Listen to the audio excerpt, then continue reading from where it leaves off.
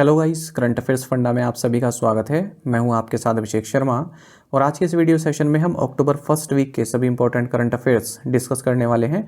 तो जो भी एस्पिरेंट्स हमारी डेली करंट अफेयर्स नहीं देख पाए हैं वो इस वीडियो के माध्यम से अक्टूबर फर्स्ट वीक के सभी करंट अफेयर्स अपने एक साथ कवर कर पाएंगे। तो अंत तक आप इस वीडियो को अवश्य देखिएगा। Who is the recipient of the Dada Saheb Phalke award for the year 2022? वर्ष 2022 के दादा साहब फाल्के पुरस्कार के प्राप्तकर्ता कौन है? ऑप्शंस आपके सामने हैं। सही answer option D, Mithun Chakraborty. आपको जानना चाहिए वेटरन एक्टर मिथुन चक्रवर्ती, इनको दादा साहब फाल्के अवार्ड दिया जाएगा साल 2022 के लिए और 70th national film award ceremony होने वाली है 8 अक्टूबर 2024 को। उसी दौरान इन्हें अवार्ड दिया जाएगा। आपको बता दें दादा साहब फाल्के के 54th विनर होंगे, 54वें विनर होंगे। दादा साहब फाल्के पुरस्कार में स्वर्ण कमल मिलता है, शॉल मिलता है और 10 लाख रुपए का कैश प्राइज़ दिया जाता है। यहाँ पर महत्वपूर्ण बात यह है किस साल के लिए, 2022 के लिए दिया जा रहा है। कौन से विनर हैं? 54th विनर हैं। तो 3 मेंबर जूरी रही जिन्होंने इनका नाम आगे किया। इसमें आशा पारिक रही जो खुद दादा साहब अवार्डी हैं, एक्टर पॉलिटिशियन खुशबू सुंदर और फिल्म मेकर विपुल अमृतलाल शाह। इन तीनों की जूरी ने इनका नाम आगे किया। आपको बता दें जो मिथुन चक्रवर्ती इनका रियल नेम है गौरंग चक्रवर्ती। इन्हें पद्म भूषण भी हाल ही में गवर्नमेंट ऑफ इंडिया ने दिया था जो कि 3rd हाईएस्ट सिविलियन ऑनर है। और अपनी एक्टिंग में इन्होंने डेब्यू किया था मृणाल सेन की 1976 फिल्म मृगया से, जिसके लिए इन्हें फर्स्ट नेशनल फिल्म अवार्ड भी दिया गया बेस्ट एक्टर का, मतलब इनका फर्स्ट नेशनल फिल्म अवार्ड था ये।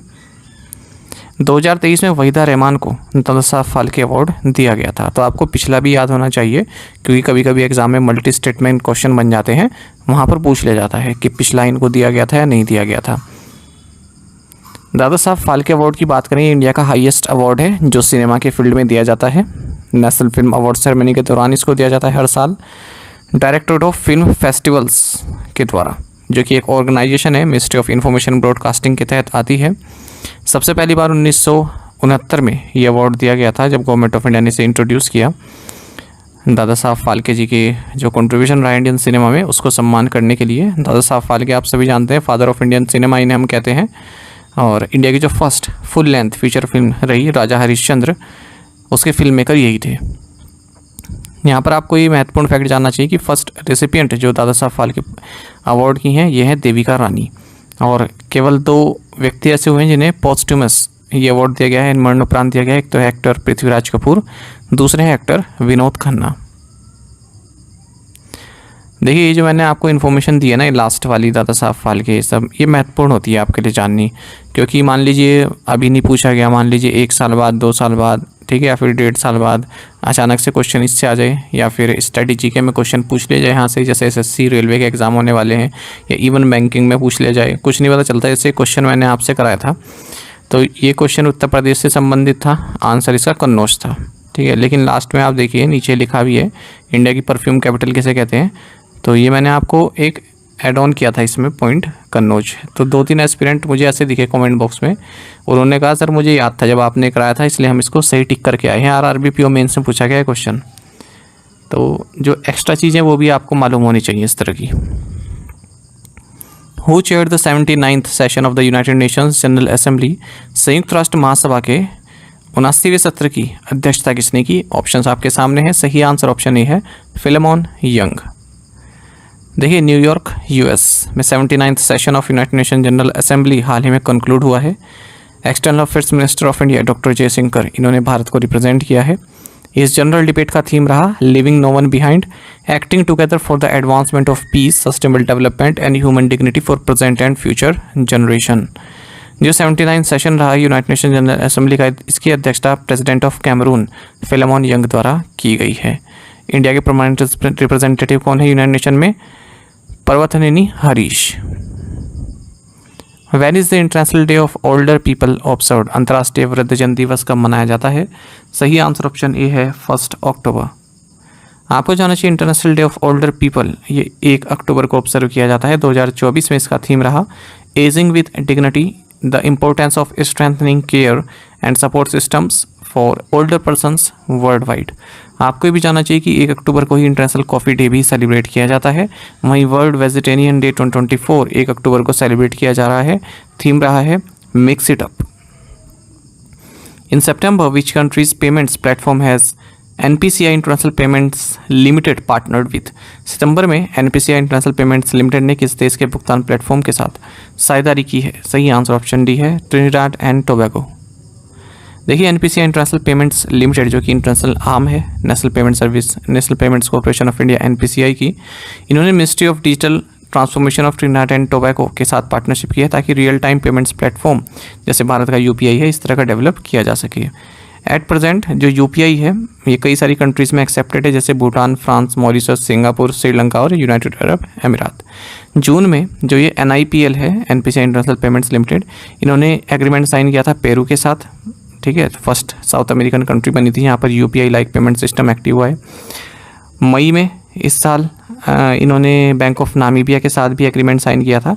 तो देखिए जो सिमिलर तरह के एग्रीमेंट होते हैं ना अलग अलग कंट्रीज से किए जाते हैं, तो इसमें आपको महीने ज़रूर पढ़ने चाहिए किस महीने में किससे किया गया है। अब एग्ज़ाम में क्वेश्चन आने वाले, मान लीजिए अभी तो आपको लग रहा होगा कि करंट है बिल्कुल, ठीक है, मान लीजिए आप दिसंबर में या जनवरी में कोई एग्ज़ाम दे रहे होंगे तो आपको कन्फ्यूज़ कर देगा कि सितंबर में किस कंट्री के साथ किया गया। ठीक है, तब आपके सामने ऑप्शन में पेरू भी आ जाएगा, नामीबिया भी आ जाएगा, ट्रिनिडाड एंड टोबैगो भी आ जाएगा, भूटान भी आ जाएगा। ठीक है, कुछ टाइम बाद आप उस करंट अफेयर को उस नज़रिए से देख पाते जिस तरह से आप प्रेजेंट में देख रहे हैं। तो इसलिए आप जो सिमिलर तरह के क्वेश्चन होते हैं जैसे ये पेरू में भी हुआ है, नामीबिया में भी हुआ है, ट्रिनिडाड एंड टोबैगो में भी हुआ है, इनमें मंथ्स भी आप याद करके चलें कि किस मंथ में किससे हुआ है। The GST Council set up a 10-member group of ministers on compensation cess who chairs the group। GST परिषद ने क्षतिपूर्ति उपकर पर किसकी अध्यक्षता में 10 सदस्यीय मंत्री समूह का गठन किया है? सही आंसर ऑप्शन बी है, पंकज चौधरी। आपको जानना चाहिए goods and services tax council ने 10-member group of ministers setup किया है ताकि जो लग्जरी सिन और डिमेरिट गुड्स हैं इन पर टैक्सेशन किस तरह से किया जाए ये डिसाइड किया जाएगा, क्योंकि जो कंपनसेशन सेस है ये मार्च 2026 को एंड हो रहा है। जो ये सभी प्रोडक्ट्स हैं इन पे कंपनसेशन सेस लगता है वो मार्च 2026 में एंड हो जाएगा। उसके बाद फिर किस तरह से इनको टैक्सेशन किया जाए इसके लिए 10-member ग्रुप ऑफ मिनिस्टर्स जो है सेटअप किया गया है और इसकी अध्यक्षता minister of state for finance Pankaj Chaudhary कर रही हैं।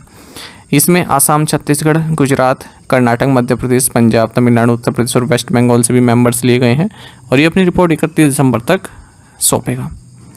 देखिए जो GST रिजीम है इसमें जो कंपनसेशन सेस है ये अलग अलग रेट्स पर लिवाई किए जाते हैं। लग्जरी सीन और डिमेरिट गुड्स पर 28% टैक्स से अबोव किया जाता है इन पर ये सब जो कंपनसेशन सेस लगता है।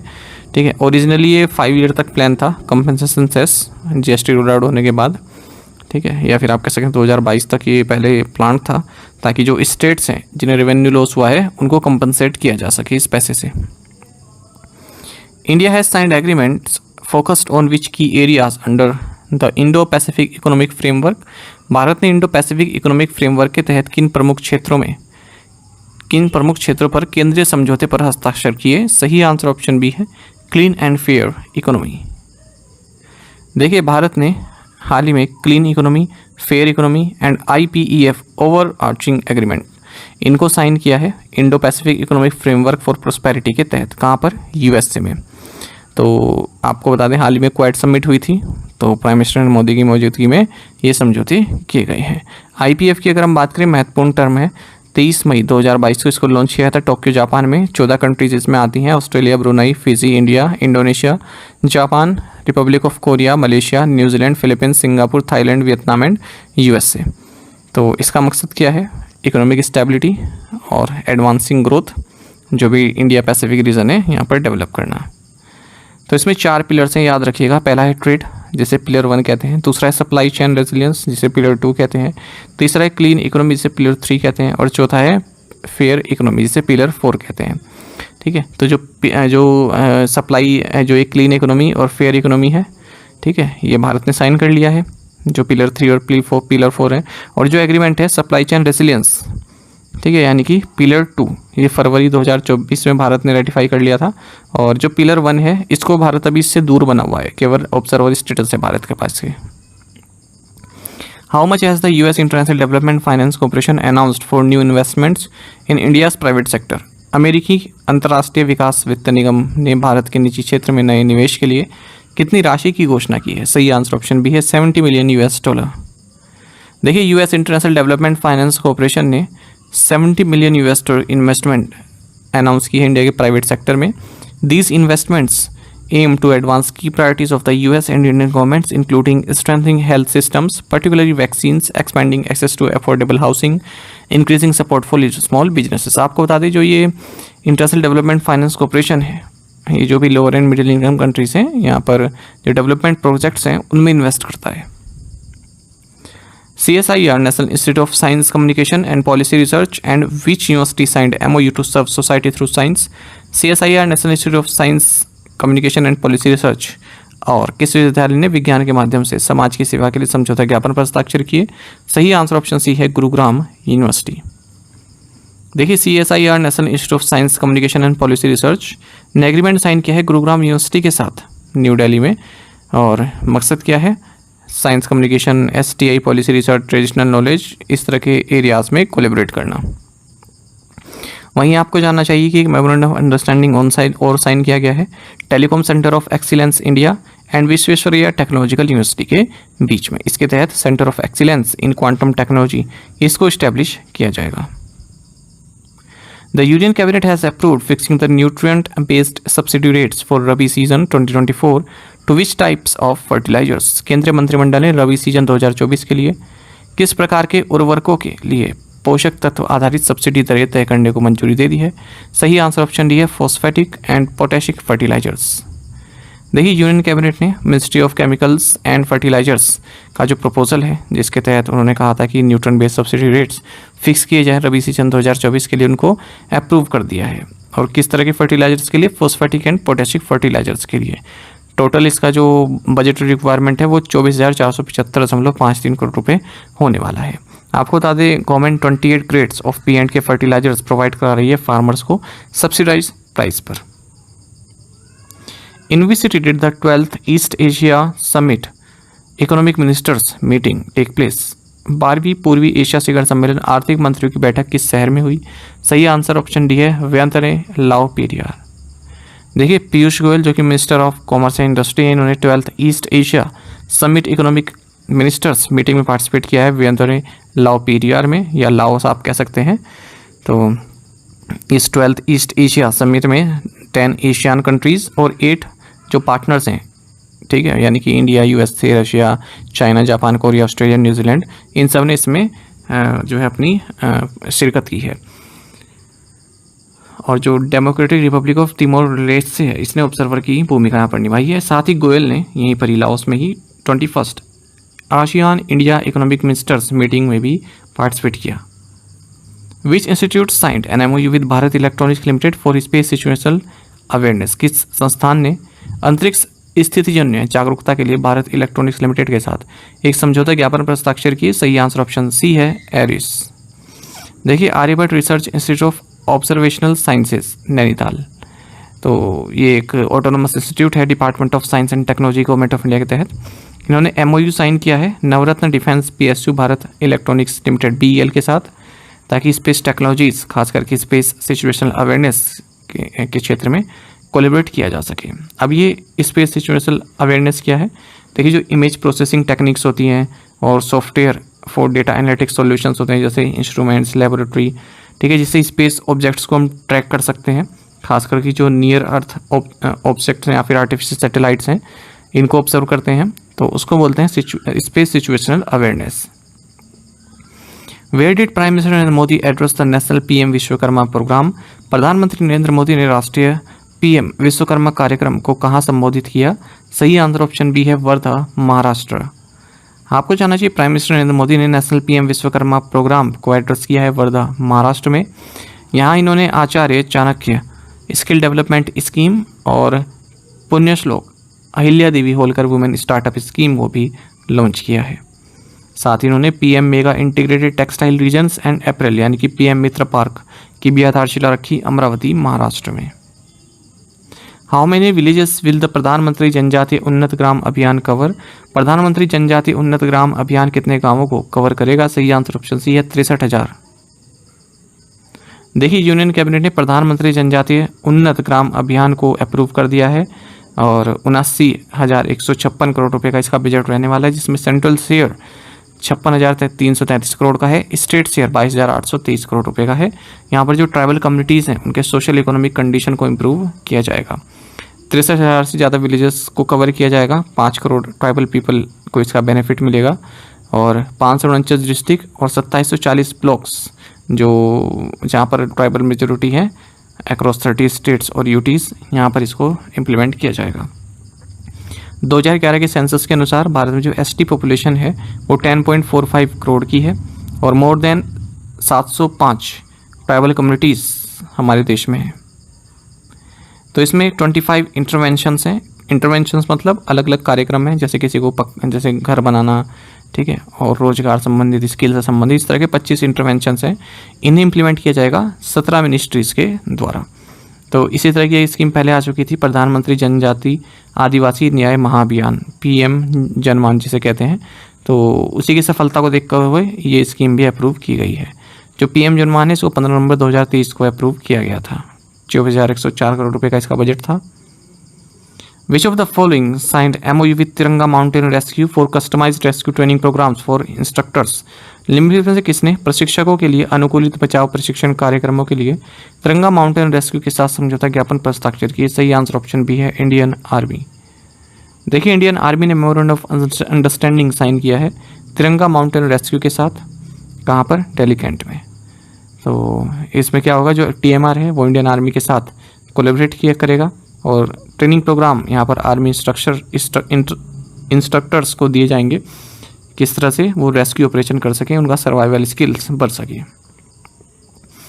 This Oscar winning British actress played the role of professor Minerva मैगोंगल in the famous film franchise Harry Potter. She passed recently, who is she? Oscar विजेता ब्रिटिश अभिनेत्री ने प्रसिद्ध फिल्म फ्रेंचाइज हैरी पॉटर में professor Minerva मैगोंगल की भूमिका निभाई है।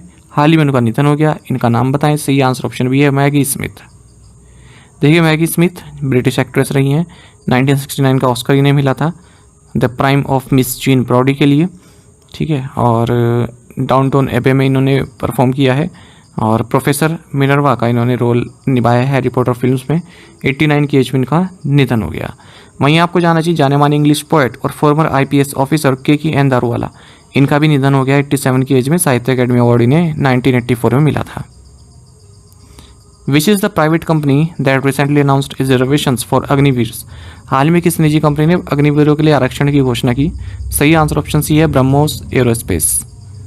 देखिए, ब्रह्मोस एरोस्पेस प्राइवेट लिमिटेड ने रिजर्वेशन अनाउंस किया है अग्निवीर्स के लिए और at least 15% of technical and general administration vacancies इनके लिए रखी जाएंगी। बाकी आपको ब्रह्मोस एरोस्पेस के बारे में जानना चाहिए। जॉइंट वेंचर है भारत के DRDO और रशिया के NPO माशिनोस्ट्रेशियन के बीच में, और इसको 12 फरवरी 1998 को सेटअप किया गया था। रिपब्लिक ऑफ इंडिया और रशियन फेडरेशन के बीच में एग्रीमेंट साइन हुआ था। तो दो शब्दों से बना, एक तो हमारी ब्रह्मपुत्र नदी जो है और रशिया की जो मोस्कवा रिवर है उससे। When is the international day of non violence observed? अंतर्राष्ट्रीय अहिंसा दिवस कब मनाया जाता है? ऑप्शंस आपके सामने हैं। सही आंसर ऑप्शन बी है, 2 अक्टूबर।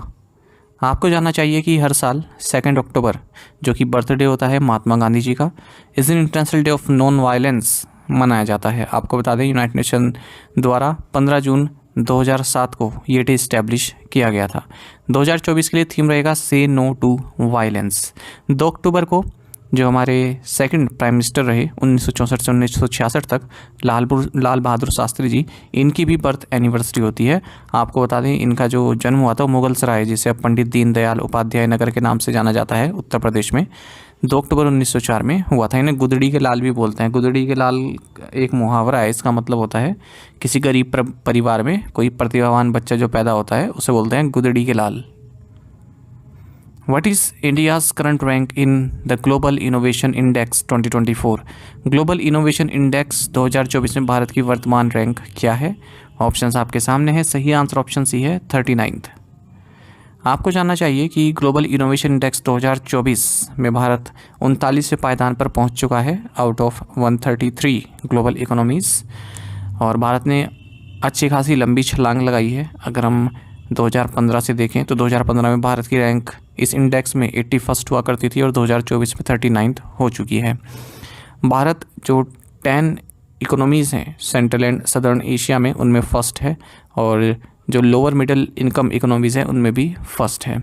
ओवरऑल अगर हम बात करें इस ग्लोबल इनोवेशन इंडेक्स 2024 की, तो स्विट्ज़रलैंड ने इसको टॉप किया है, उसके बाद स्वीडन, फिर यूनाइटेड स्टेट्स, फिर सिंगापुर और फिर यूनाइटेड किंगडम आता है। हालांकि भारत, चाइना, टर्की, वियतनाम और फिलीपींस इनको फास्टेस्ट राइजिंग इकोनॉमीज़ के तौर पर रिकॉग्नाइज़ किया गया है यदि हम इनोवेशन की बात करें पिछले एक डिकेड में। ग्लोबल इनोवेशन इंडेक्स की शुरुआत साल 2007 में हुई थी। इसे लॉन्च किया जाता है इनसीड, जो कि एक प्रोमिनेंट बिजनेस स्कूल है, और वर्ल्ड बिजनेस, जो कि एक ब्रिटिश मैगजीन है, इनके द्वारा।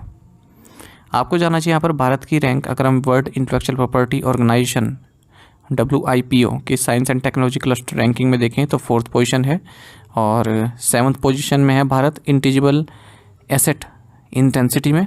और अगर हम बात करें एक्सेल्स इन इनोवेशन आउटपुट्स, इसमें भारत 33rd पोजीशन पर है। Who will be Japan's next prime minister, Japan के अगले प्रधानमंत्री कौन होंगे?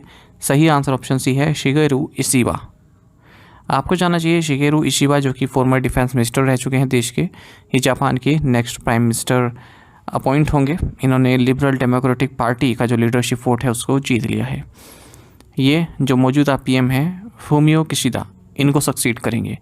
आपको जानना चाहिए कि जो जापान की संसद है इसका नाम है नेशनल डाइट, और इसमें जो लोअर हाउस है उसे हाउस ऑफ रिप्रेजेंटेटिव्स कहते हैं, अपर हाउस को हाउस ऑफ काउंसिलर्स कहा जाता है।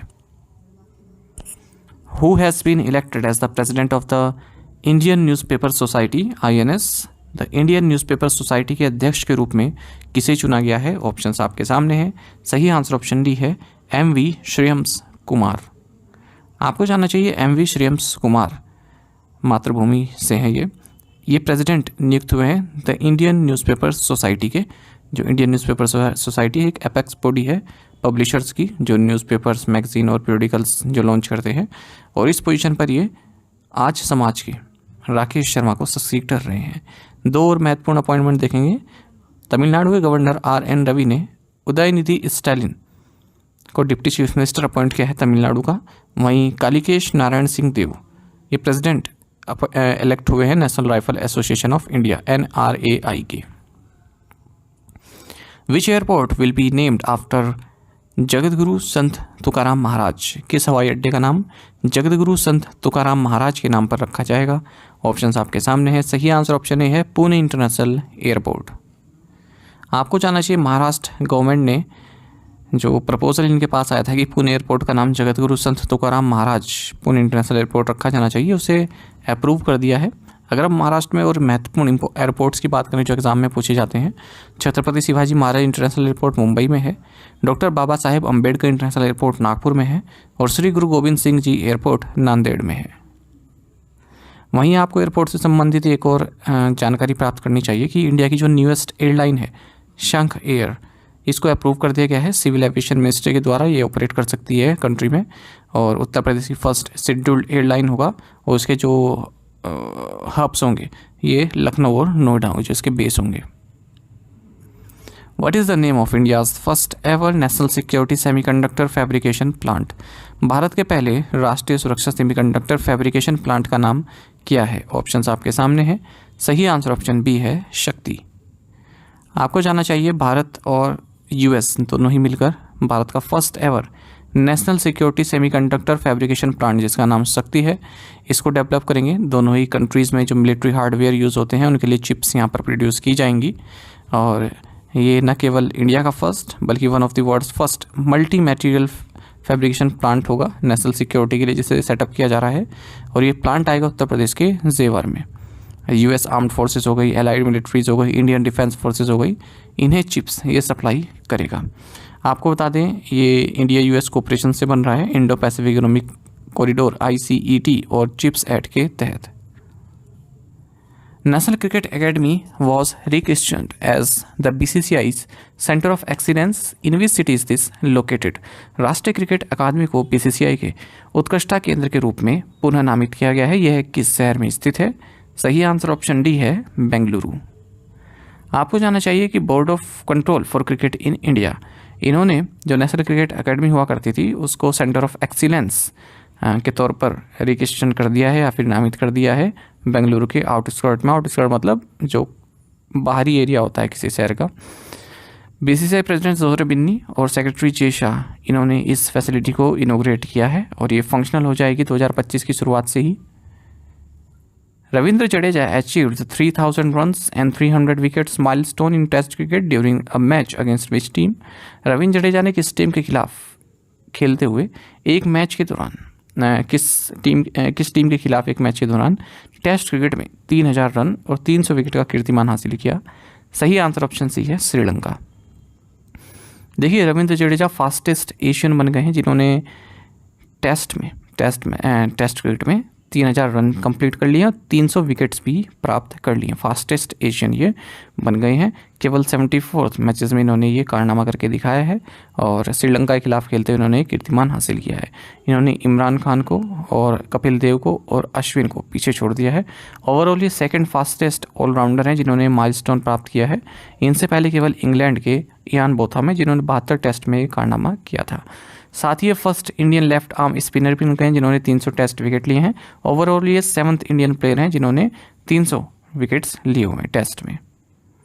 वहीं आपको एक और क्रिकेट रिकॉर्ड की बात करनी चाहिए। श्रीलंका के कामिंदू मेंडिस ये 3rd फास्टेस्ट प्लेयर बन गए हैं क्रिकेट इतिहास में जो 1000 टेस्ट रन पूरे किए हैं। 25 साल के हैं। इन्होंने डॉन ब्रैडमैन की बराबरी की है और केवल 13 इनिंग्स में इन्होंने 1000 रन पूरे कर लिए हैं टेस्ट मैचेस में। Which bank has launched a co-branded travel debit card in partnership with Ease My Trip? किस बैंक ने Ease My Trip के साथ साझेदारी में सह branded travel debit card launch किया है? ऑप्शंस आपके सामने हैं। सही आंसर ऑप्शन डी है, बैंक ऑफ बड़ौदा। आपको जाना चाहिए बैंक ऑफ बड़ौदा ने easemytrip.com के साथ मिलकर bank of Baroda Ease My Trip को branded travel debit card launch किया है, टारगेटिंग फ्रीक्वेंट ट्रैवलर्स एंड दोस्त spending on entertainment and lifestyle. और ये फर्स्ट को ब्रांडेड ट्रैवल डेबिट कार्ड है जो किसी पब्लिक सेक्टर बैंक द्वारा लॉन्च किया गया है। वहीं आपको जानना चाहिए हाल ही में मेक माई ट्रिप ने 10 एयरलाइंस के साथ पार्टनरशिप की है और ये जो बिजनेस फॉरेन क्लास फेयर्स हैं उनमें 20% डिस्काउंट प्रोवाइड करा रहा है। Which platform has launched a comprehensive used vehicle financing solution in collaboration with IDFC First Bank? किस प्लेटफॉर्म ने IDFC फर्स्ट बैंक के सहयोग से एक व्यापक प्रयुक्त वाहन वित्त पोषण समाधान लॉन्च किया है? ऑप्शंस आपके सामने हैं। सही आंसर ऑप्शन ए है, OLX। आपको जाना चाहिए OLX ने यहाँ पर कोलेबोरेशन किया है IDFC फर्स्ट बैंक के साथ।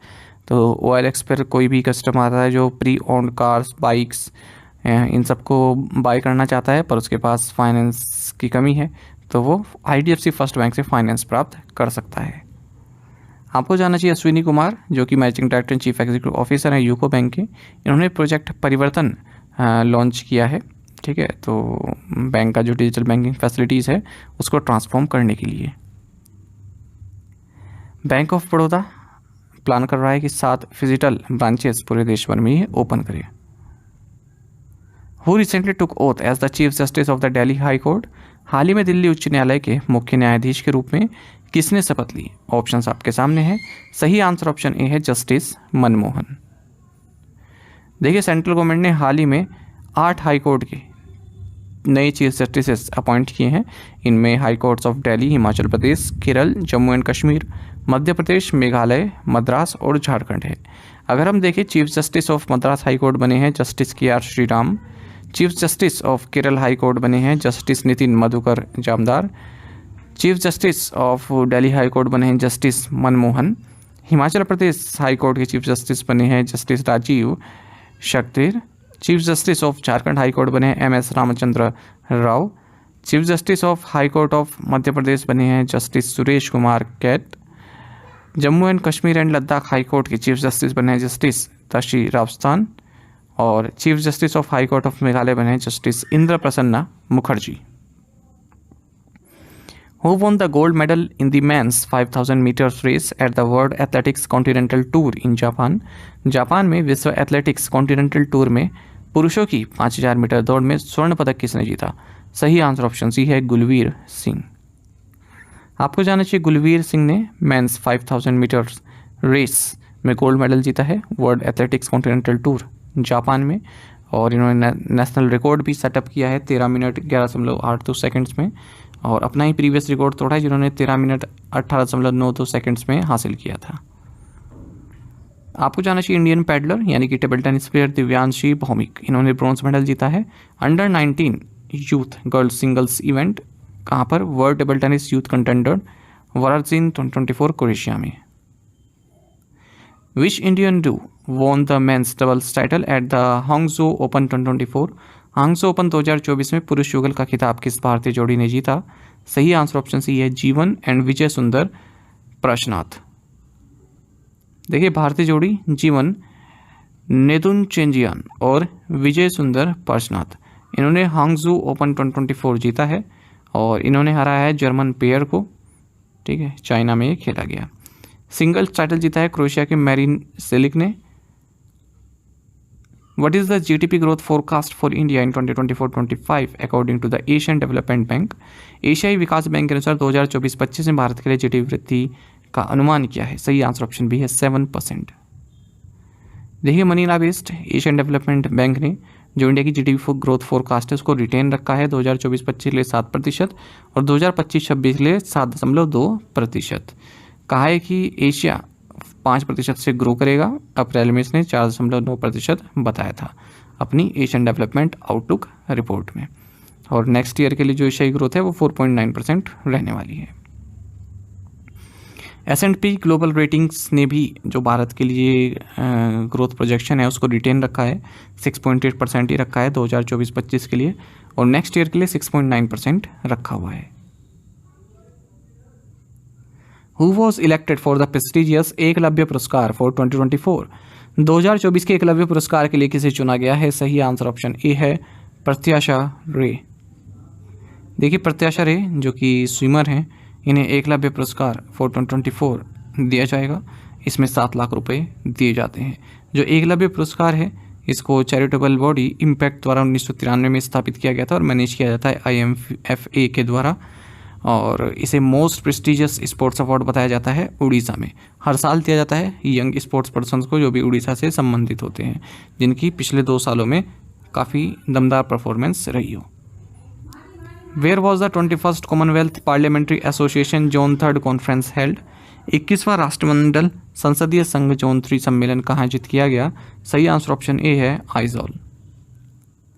देखिए लोकसभा स्पीकर ओम बिरला ने 21st Commonwealth parliamentary association zone 3 conference को इनोग्रेट किया है मिजोरम असेंबली कॉम्प्लेक्स आइजोल मिजोरम में और इस कॉन्फ्रेंस का थीम रहा है फॉस्टरिंग लेजिस्लेटिव सैंक्टिटी। आपको जानना चाहिए प्रहलाद जोशी जो कि union minister for consumer affairs, food and public distribution and new and renewable energy हैं, इन्होंने India sugar and bio energy conference को इनोग्रेट किया है न्यू दिल्ली में। आपको बता दें भारत एथेनॉल का 3rd लार्जेस्ट प्रोड्यूसर और कंज्यूमर है। Where was the Kazind 2024 joint military exercise between India and Kazakhstan held? Bharat और कजाकिस्तान के बीच काजिंद 2024 संयुक्त सैन्य अभ्यास कहाँ आयोजित किया गया? ऑप्शंस आपके सामने हैं। सही आंसर ऑप्शन बी है ओली। आपको जानना चाहिए कि India Kazakhstan joint military exercise Kazind 2024 ये सूर्य फॉरेन ट्रेनिंग नोड ओली उत्तराखंड में आयोजित किया जा रहा है और इस काजिंद एक्सरसाइज का ये 8th एडिशन है। आपको जानना चाहिए कि इंडियन आर्म फोर्सेस के 120 पर्सनल इसमें पार्टिसिपेट कर रहे हैं। कुमाऊं रेजिमेंट इसमें भारतीय सेना को रिप्रेजेंट कर रहा है। 2016 से ही ये काजिंद एक्सरसाइज भारत और कजाकिस्तान के बीच होती आ रही है अल्टरनेट बेसिस पर और पिछले साल अक्टूबर से लेकर नवंबर के बीच में ये एक्सरसाइज आउटर कजाकिस्तान में हुई थी। What is India's rank in the IMD's World Talent Ranking 2024? IMD की विश्व प्रतिभा रैंकिंग 2024 में भारत की रैंक क्या है? ऑप्शंस आपके सामने है। सही आंसर ऑप्शन सी है 58। आपको जानना चाहिए कि भारत की जो रैंकिंग है IMD's वर्ल्ड टैलेंट रैंकिंग 2024 ये नीचे गिरी है। तो लास्ट ईयर 56 थी और इस साल 58 है। 2022 में बल्कि 52 थी। आपको बता दें 3 मेजर एरियाज आते हैं इस रैंकिंग के तहत, इन्वेस्टमेंट एंड डेवलपमेंट, अपील और रेडीनेस। तो इंडिया की जो रैंकिंग है readiness and investment and development performance में ये डेटरेट हुई है यानी कि नीचे आई है और 2022 में जो इसकी रेडीनेस रैंकिंग थी वो 18 थी, वहीं 2024 में 25वीं रैंक इसकी हो गई है। वहीं इन्वेस्टमेंट एंड डेवलपमेंट में भी जो इसका स्कोर है वो 61 था 2022 में, और 2024 में 66 आ गया है। स्विट्ज़रलैंड ने इस इंडेक्स को टॉप किया है, उसके बाद फिर सिंगापुर आता है, तीसरे नंबर पर लक्समबर्ग आता है। टोटल 67 इकोनॉमीज़ को इसमें जगह दी गई है इस इंडेक्स में, और ये 11th एडिशन है इस वर्ल्ड टैलेंट रैंकिंग का। यूरोपियन कंट्रीज़ ने इस साल की रैंकिंग को डोमिनेट किया है। अगर हम टॉप 10 पोजीशन की बात करें तो उसमें जो 8 पोजीशन है वो यूरोपियन कंट्रीज़ द्वारा ऑक्यूपाई की गई हैं। केवल 2 एशियन इकोनॉमीज़ आती हैं इन टॉप 10 की लिस्ट में। एक तो है सिंगापुर जो हमने अभी देखा 2nd पोजीशन पर, और एक हांगकांग जो कि 9th पोजीशन पर है। और यहीं से आजकल ट्रेंड है कि क्वेश्चन बनता है कि एशियन कंट्रीज़ कितनी है टॉप 10 में, इस तरह से क्वेश्चन बनते हैं। Which country won SAFF under 17 championship 2024? किस देश ने SAFF अंडर 17 चैम्पियनशिप 2024 जीती? सही आंसर ऑप्शन ए इंडिया है। आपको जानना चाहिए 2024 SAFF अंडर 17 चैम्पियनशिप ये 9th एडिशन था इस SAFF अंडर 17 चैम्पियनशिप का। मेंस अंडर 17 नेशनल टीम ने इसमें पार्टिसिपेट किया है, और थिम्पू भूटान में ये चैम्पियनशिप खेली गई, और भारत ने अपना 6th टाइटल जीता है बांग्लादेश को 2-0 से हराकर फाइनल में। Which team won the 95th edition of the MCC Murugappa gold cup hockey tournament? MCC Murugappa gold cup hockey tournament का 95वां संस्करण किस टीम ने जीता? सही आंसर ऑप्शन सी है इंडियन रेलवेज। आपको जानना चाहिए इंडियन रेलवेज ने 95th edition MCC Murugappa gold cup hockey tournament को जीत लिया है, और इन्होंने 5-3 से इंडियन ऑयल कॉरपोरेशन को हराया है। चेन्नई में टूर्नामेंट खेला गया।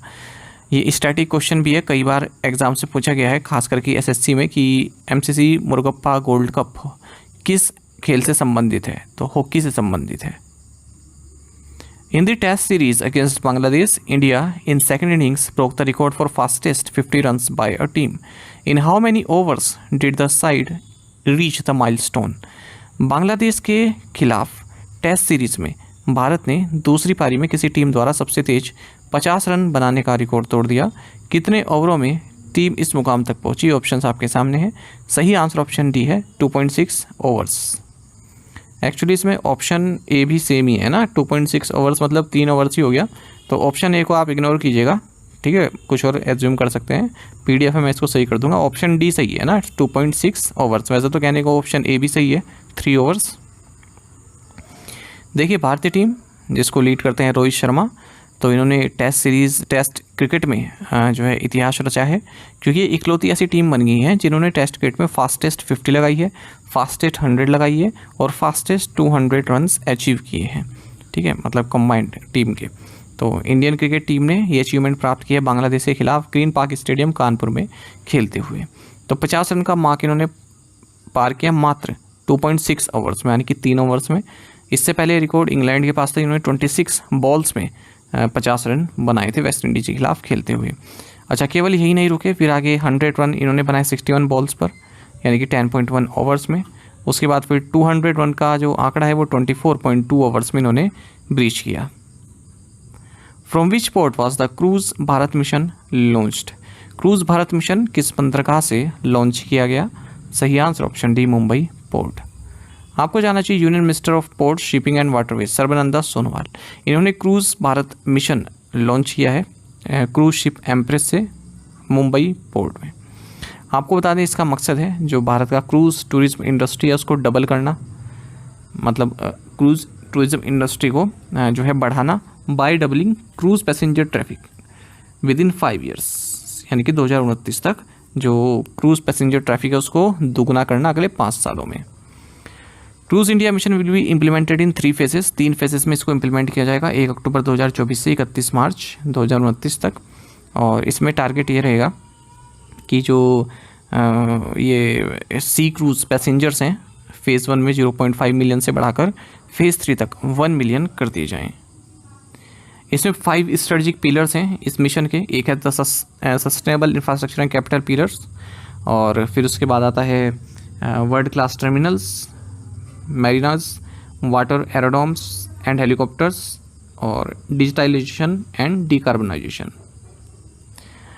अच्छा, ship building and ship repair clusters 5 states में इस्टेब्लिश किए जाएंगे, महाराष्ट्र, केरल, आंध्र प्रदेश, उड़ीसा और Gujarat. Who has been awarded the Václav Havel Human Rights Prize by the Council of Europe in 2024? 2024 में काउंसिल ऑफ यूरोप द्वारा वैक्लाव हैवेल मानवाधिकार पुरस्कार से किसे सम्मानित किया गया है? ऑप्शंस आपके सामने हैं। सही आंसर ऑप्शन डी है मारिया कोरिना मैशेडो। देखिए, काउंसिल ऑफ यूरोप ने स्ट्रैसबर्ग में जो वेनेजुएला की opposition leader and human rights advocate हैं मारिया कोरिना मैशेडो, इनको वैक्लाव हैवेल ह्यूमन राइट्स प्राइज़ दिया है। तो जो हैवेल प्राइज़ है एनुअली दिया जाता है parliamentary assembly of the council of Europe के द्वारा वैक्लाव हैवेल लाइब्रेरी और चार्टर 77 फाउंडेशन के साथ मिलकर उन लोगों को दिया जाता है जिन्होंने ह्यूमन राइट्स की रक्षा की है यूरोप में या फिर और किसी भी जगह, और इसमें 60,000 यूरोस की प्राइज मनी दी जाती है, कैश प्राइज दिया जाता है। Who is set to succeed Tony विंसेक्वेरा as the CEO of Soni pictures entertainment? Soni pictures entertainment के सीईओ के रूप में टोनी विंसेक्वेरा का स्थान कौन लेंगे?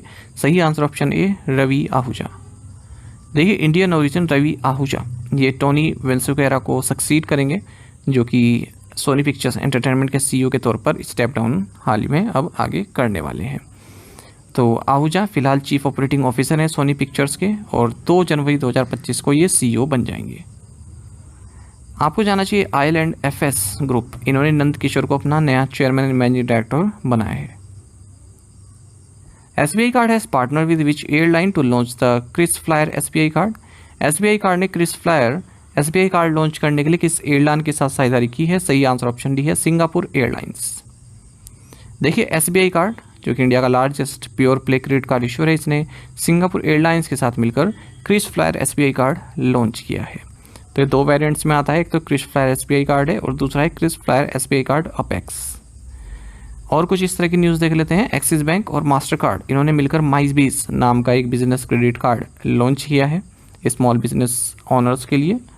वहीं पेयू जो कि one of India's leading digital financial service providers है, इसने industry first biometric authentication solution for card payments launch किया जिसका नाम है फ्लैश पे, साउथ इंडियन बैंक के साथ मिलकर। Which life insurance company has entered into an agreement with Metropolis health care limited and call health? किस जीवन बीमा कंपनी ने मेट्रोपोलिस हेल्थ केयर लिमिटेड और कॉल हेल्थ के साथ समझौता किया है? सही answer option C HDFC life. आपको जानना चाहिए HDFC लाइफ ने एक एग्रीमेंट साइन किया है मेट्रोपोलिस हेल्थ केयर लिमिटेड और कॉल हेल्थ के साथ मिलकर। तो जो भी HDFC लाइफ पॉलिसीज़ बाई करते हैं उनको मेट्रोपोलिस लैब्स में अपने टेस्ट करा सकते हैं कन्वीनियंट रेट पर। महिंद्रा फाइनेंस ने हाल ही में को ओरिजिनेशन पार्टनरशिप साइन की है और गो कैपिटल लिमिटेड के साथ, ताकि MSMEs को अफोर्डेबल लोन्स प्रोवाइड किए जा सकें। BLS ई सर्विसेज इन्होंने SBI जनरल इंश्योरेंस के साथ टाइप किया है to offer a range of insurance product directly to customers across India. In which city was the oxygen bird park यानी कि Amrit Mahotsav park inaugurated by Nitin Gadkari? Nitin Gadkari द्वारा किस शहर में ऑक्सीजन बर्ड पार्क अमृत महोत्सव पार्क का उद्घाटन किया गया? सही आंसर ऑप्शन बी रहेगा नागपुर। आपको जानना चाहिए कि union minister of road transport and highways Nitin Gadkari इन्होंने ऑक्सीजन बर्ड पार्क अमृत महोत्सव पार्क इसको नागपुर हैदराबाद नेशनल हाईवे 44 जो कि नागपुर महाराष्ट्र में है, इसको इनोग्रेट किया है, यहाँ पर इनोग्रेट किया है। ऑक्सीजन बर्ड पार्क एक इको इनिशिएटिव है national highways authority of India NHAI का, जो कि जाम था along the Nagpur Hyderabad national highway 44 पर डेवलप किया गया है। 8.23 हेक्टेयर्स में ये है और जो है नेचुरल बर्ड हैबिटेट की तरह ये कार्य करने वाला है और टूरिस्ट स्पॉट भी ये बनेगा।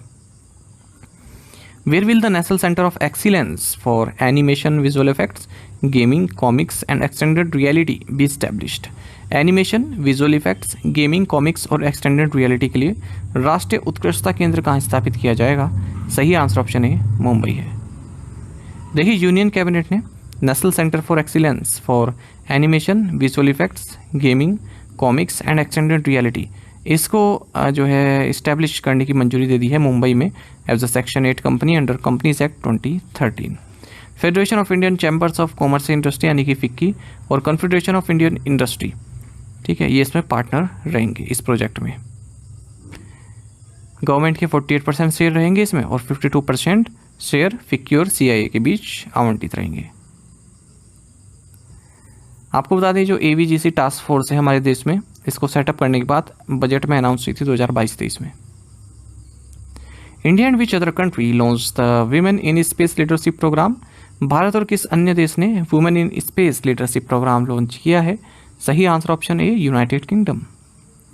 देखिए, भारत और यूनाइटेड किंगडम ने women in space leadership programme launch किया है to create a gender inclusive environment in the field of space sciences. तो स्पेस साइंसेस में जेंडर इंक्लूसिव इन्वायरमेंट सेटअप करने के लिए ये प्रोग्राम लॉन्च किया गया है और ये department of science and technology, भारतीय सरकार और ब्रिटिश काउंसिल का जो है एक इनिशिएटिव है। UK India education research initiative के तहत ये आता है।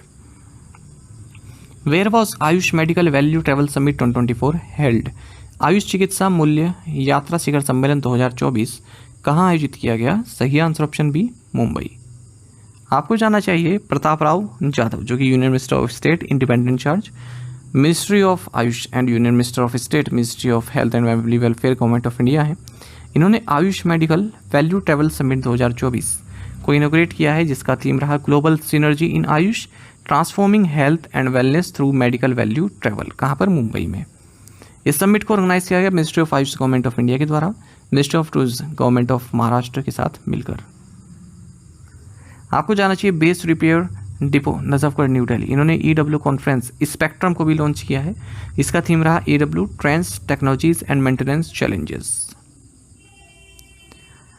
विच institution is implementing the Bharat जन इनिशिएटिव? कौन सी संस्था भारत जन पहल लागू कर रही है? सही आंसर ऑप्शन सी है, IIT बॉम्बे। देखिए, आगे बढ़ने से पहले मैं आपको ये बता दूं कि भारत जैन क्या होता है। देखिए, जैन क्या होता है? जैन का मतलब होता है जनरेटिव। तो जनरेटिव AI लास्ट में देखिएगा, automatically generates new content in response to prompts written in natural language conversational interfaces.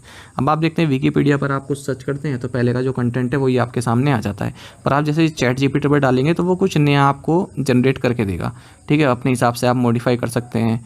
ठीक है, और अगर आप उसका एडवांस वर्जन लेते हैं तो इमेज वगैरह भी आपको मिल जाती है, और जैसा भी आप टेक्स्ट चाहते हैं, कोई आप विश लिखना चाहते हैं, बर्थडे विश आप कहना चाहते हैं, उसे कि क्रिएट करके दो भाई, शायरी बेसिस पर होनी चाहिए। ठीक है, या फिर इस तरह से इंग्लिश में, हिंदी में, तो वो सब कुछ आपको करके देता है। तो उसे बोलते हैं जनरेटिव AI। कुछ नया कंटेंट आपको दे जब आप कमांड उसमें डालते हैं। तो अब समझेंगे इसको भारत जैन क्या है। ये एक इनिशिएटिव है to make generative AI available to citizens in different Indian languages. ठीक है, इसको इनोग्रेट किया गया principal scientific adviser AK Sood द्वारा न्यू दिल्ली में। तो अलग अलग भारतीय लैंग्वेजेस में आप कंटेंट यहाँ पर प्राप्त कर सकते हैं। कोई टेक्स्ट आप हाई क्वालिटी टेक्स्ट या फिर कुछ भी आप कंटेंट चाहते हैं तो केवल आपको टाइप करना है और जिस लैंग्वेज में चाहते हैं उस लैंग्वेज में आपको मिल जाएगा। तो इसको नाम दिया गया है भारत जैन। तो IIT बॉम्बे द्वारा इसको स्पीयरहेड किया जा रहा है, नेतृत्व किया जा रहा है under national mission on interdisciplinary cyber physical system के तहत। ठीक है, जो कि department of science and technology का मिशन है। The implementation of the project is by the TIH foundation for IoT and IoE, जो कि IIT बॉम्बे की फाउंडेशन है, और 2026 तक ये प्रोजेक्ट पूरा हो जाएगा। साथ ही जो मिस्टर सूद हैं इन्होंने 4 थीमेटिक हब्स भी लॉन्च किए हैं, T hubs.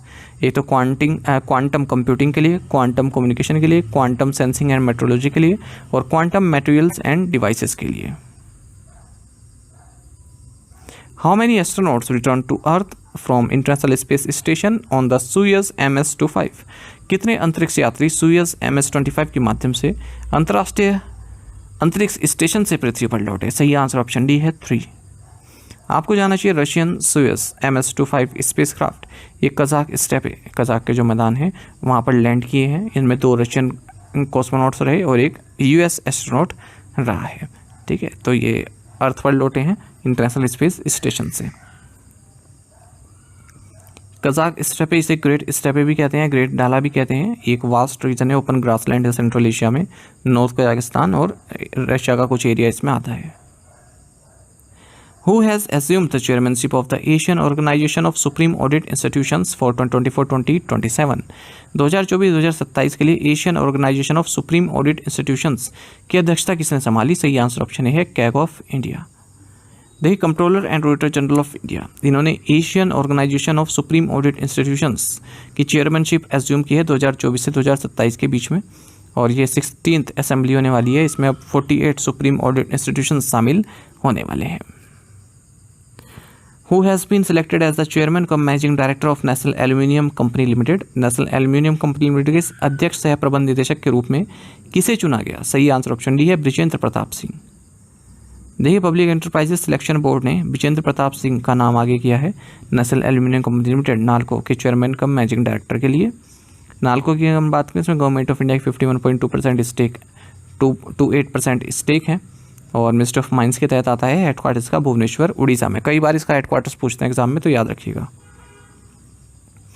What is the revised growth forecast for India in calendar year 2024 by Moody's? Moody's द्वारा कैलेंडर वर्ष 2024 में भारत के लिए संशोधित विकास पूर्वानुमान क्या है? सही आंसर ऑप्शन बी 7.1%। देखिए, मूडी ने भारत का जो कैलेंडर ईयर 2024 ग्रोथ फोरकास्ट है वो 7.1 बताया है। जून में इन्होंने 6.8% बताया था। ठीक है, हालांकि जो इंडिया की ग्रोथ फोरकास्ट है 2025 के लिए उसको 6.5 पर ही अनचेंज्ड रखा है। और हमने देखा था कि इंडिया की जो ग्रोथ फोरकास्ट है मूडी के द्वारा एक मंथ पहले इन्होंने जो जीडीपी ग्रोथ फोरकास्ट बताई थी भारत की 2024 के लिए 7.2% बताई थी और 2025 के लिए 6.6% बताई हुई है। दोनों में अंतर है। ऊपर वाला कैलेंडर ईयर है, यानी कि 1 जनवरी से लेकर 31 दिसंबर तक, और अगर हम फाइनेंशियल ईयर की बात करते हैं तो 1 अप्रैल से 31 मार्च तक की हम उसमें बात करते हैं। ठीक है, तो जो ये नीचे वाली है ये फाइनेंशियल ईयर की और ये है कैलेंडर ईयर, यानी कि 1 जनवरी से 31 दिसंबर तक। वर्ल्ड बैंक ने हमने देखा था कि सितंबर में जो फिस्कल 2025 के लिए 7% बताया है भारत की ग्रोथ। इंटरनेशनल मॉनेटरी फंड ने भी 7% बताया हुआ है। ठीक है, तो ये आपके लिए इजी हो गया, केवल 7% आपको याद रखना है वर्ल्ड बैंक और आईएमएफ का। और इंडिया की जो जीडीपी है ये फिस्कल 24 में यानी कि 2023-24 में 8.2% से एक्सपेंड किए। याद रखिएगा, बहुत महत्वपूर्ण आंकड़ा है नेशनल स्टैटिस्टिकल ऑफिस का। रिजर्व बैंक ऑफ इंडिया भी फिस्कल 25 में एक्सपेक्ट कर रहा है कि 7.2% से ग्रो करेगी। तो तीन तो आपको यहीं याद हो गई, वर्ल्ड बैंक और आईएमएफ 7% और आरबीआई 7.2%। ठीक है, इंडियन इकोनॉमी अप्रैल से जून क्वार्टर में, इसी बार जो अप्रैल से जून का क्वार्टर है उसमें 6.7% से ग्रो की है। तो याद रखेंगे आप। बल्कि जो पिछले साल का था, जो लास्ट क्वार्टर था पिछले साल का, ठीक है, तो उसमें 7.8% से एक्सपेंड किया था, यानी कि जनवरी, फरवरी, मार्च में। What is the theme for world space week 2024? विश्व अंतरिक्ष सप्ताह 2024 का विषय क्या है, थीम क्या है? ऑप्शंस आपके सामने है। सही आंसर ऑप्शन डी है स्पेस एंड क्लाइमेट चेंज। आपको जानना चाहिए वर्ल्ड स्पेस वीक ये 4 से 10 अक्टूबर के बीच ऑब्जर्व किया जाता है। और यही डेट क्यों चुनी गई? क्योंकि 4 अक्टूबर 1957 को जो first human made earth satellite है स्पुतनिक 1 इसको लॉन्च किया गया था। साथ ही 10 अक्टूबर 1967 को आउटर स्पेस ट्रीटी साइन की गई थी। आपको जानना चाहिए कि इस साल वर्ल्ड स्पेस वीक का थीम रहेगा स्पेस एंड क्लाइमेट चेंज। 4 अक्टूबर को ही वर्ल्ड एनिमल डे भी मनाया जाता है। 2024 में इस डे का थीम है the world is their home too. Who became the first woman officer to assume charge as the Director General of the Armed Forces Medical Services DGAF-MS? सशस्त्र बल चिकित्सा सेवा के महानिदेशक के रूप में कार्यभार संभालने वाली पहली महिला अधिकारी कौन बनी? सही आंसर ऑप्शन ए है आरती सरीन। आपको जानना चाहिए सर्जन वाइस एडमिरल आरती सरीन ये फर्स्ट वुमेन ऑफिसर बन गई हैं जो director general of the arm forces medical services नियुक्त हुई हैं। जो ये director general of the armed forces medical services है, ये डायरेक्टली रिस्पॉन्सिबल होते हैं डिफेंस मिनिस्ट्री के लिए। जो भी ओवरऑल मेडिकल पॉलिसी चलती है आर्म फोर्स संबंधित, उससे संबंधित एडवाइस ये देते हैं। When was the 10th anniversary of the स्वच्छ भारत मिशन सेलिब्रेटेड? स्वच्छ भारत मिशन की 10वीं वर्षगांठ कब मनाई गई? ऑप्शंस आपके सामने हैं। सही आंसर ऑप्शन बी है 2 अक्टूबर 2024। आपको जानना चाहिए स्वच्छ भारत मिशन 2 अक्टूबर 2014 को लॉन्च किया गया था। जब प्रधानमंत्री नरेंद्र मोदी ने अपना ऑफिस संभाला तो कई सारी परियोजनाएं उन्होंने शुरू की, इनिशिएटिव लिए, उनमें से एक ये भी था। तो ये 10 साल पूरे कर चुका है स्वच्छ भारत मिशन 2 अक्टूबर को। और 2 मिशन में डिवाइड था, एक तो स्वच्छ भारत मिशन ग्रामीण विलेजेस के लिए, दूसरा था स्वच्छ भारत मिशन अर्बन सिटीज़ के लिए। तो ये स्वच्छ भारत मिशन ग्रामीण था, इसको ministry of drinking water and sanitation द्वारा एग्जीक्यूट किया गया। वहीं स्वच्छ भारत मिशन अर्बन ये ministry of housing and urban affairs द्वारा एग्जीक्यूट किया गया है। कई एरियाज़ में फोकस रहा, जैसे इंडिविजुअल टॉयलेट्स को बिल्ड करना, community toilets, solid waste management और अवेयरनेस कैंपेन चलाना। आपको जानना चाहिए कि ये जो स्वच्छ भारत मिशन है इसका मेन गोल ये रहा कि 2 अक्टूबर 2019 तक हम ओपन डेफिकेशन फ्री भारत को बना दें। 10 करोड़ टॉयलेट कंस्ट्रक्ट किए जा चुके हैं और प्राइम मिनिस्टर नरेंद्र मोदी ने 6 लाख विलेजेस को डिफिकेशन फ्री डिक्लेयर कर दिया था 2 अक्टूबर 2019 को। अर्बन इंडिया में वेस्ट बंगाल को हटा दें अगर, तो उसे urban open defecation free announce किया गया दिसंबर 2019 में housing and urban affairs ministry के द्वारा। साथ ही आपको जानना चाहिए कि जो insolvency and bankruptcy board of India है IBBI, इसने अपना 8th एनुअल डे सेलिब्रेट किया है 1 अक्टूबर 2024 को। देखिए अब तक की जितने भी स्कीम्स आई है ना, सबसे इफ़ेक्टिव जो मुझे लगी है वो स्वच्छ भारत मिशन लगी है। हालांकि कई शहरों में ऐसे हैं जहाँ पर गंदगी अभी भी काफ़ी है, पर लोगों की जो सोच सबसे ज़्यादा बदली है वो इस मिशन ने बदली है, स्वच्छ भारत मिशन ने। मतलब छोटे छोटे बच्चे भी आजकल कई जगह मैंने देखा है सफाई का ध्यान रखते हैं। जैसे बस से कोई डाल रहा है तो टोक देते हैं, ऐसा मैंने मतलब प्रैक्टिकली देखा है। रोज़ हंसना is the new year for which religion. रोज़ हंसना किस धर्म का नया साल है? सही आंसर ऑप्शन बी है जुडाइज़म। देखिए प्राइम मिनिस्टर नरेंद्र मोदी ने 2 अक्टूबर को जो Israeli prime minister Benjamin Netanyahu हैं उन्हें अपनी वार्म विशेस एक्सटेंड की हैं जूइस या जुडाइज्म न्यू ईयर के लिए। इसका नाम रोश हसना है। इसका बाइबल नेम है योम तेरुआ। तो जूइस मंथ तिशरी की शुरुआत होती है इस डे से, जो कि 7th मंथ है हिब्रू कैलेंडर के अनुसार। वहीं आपको जानना चाहिए कि महालया ये भी स्टार्ट हो चुका है, यानी कि देवी पक्ष शुरू हो चुका है और पितृपक्ष एंड हो चुका है। जो श्राद्ध होते हैं वो एंड हो चुके हैं और देवी पक्ष स्टार्ट हो चुके हैं, इसे बोलते हैं महालया। तो पितृपक्ष 17 सितंबर को शुरू हुए थे और 2 अक्टूबर को कंक्लूड हुए। साथ ही आपको जानना चाहिए महालया है ये 9 डेज बिफोर दुर्गा पूजा, जब दुर्गा पूजा से 9 दिन पहले इसकी शुरुआत होती है। ठीक है, तो इसमें जो दुर्गा पूजा प्रिपरेशन है वो सब चलता है। Who are the 3 external members appointed to the RBI's Monetary Policy Committee by the Central Government? केंद्र सरकार द्वारा RBI की मौद्रिक नीति समिति में नियुक्त 3 बाहरी सदस्य कौन है? सही आंसर ऑप्शन बी है राम सिंह, सौगता भट्टाचार्य एंड नागेश कुमार। आपको जानना चाहिए कि RBI एक्ट के प्रोविज़न के अनुसार मॉनेटरी पॉलिसी कमेटी में 6 मेंबर्स होते हैं, 3 तो RBI से और 3 सेंट्रल गवर्नमेंट द्वारा अपॉइंट किए जाते हैं, जिन्हें एक्सटर्नल मेंबर्स बोलते हैं। तो section 45ZB of reserve Bank of India act 1934 के तहत सेंट्रल गवर्नमेंट ने monetary policy committee of RBI को रिकॉन्स्टिट्यूट किया है।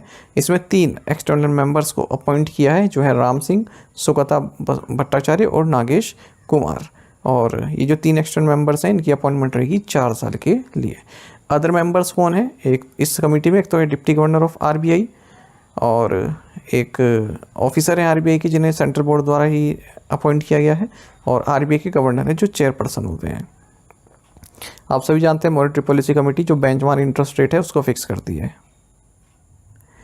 What is the सार्कोपोड?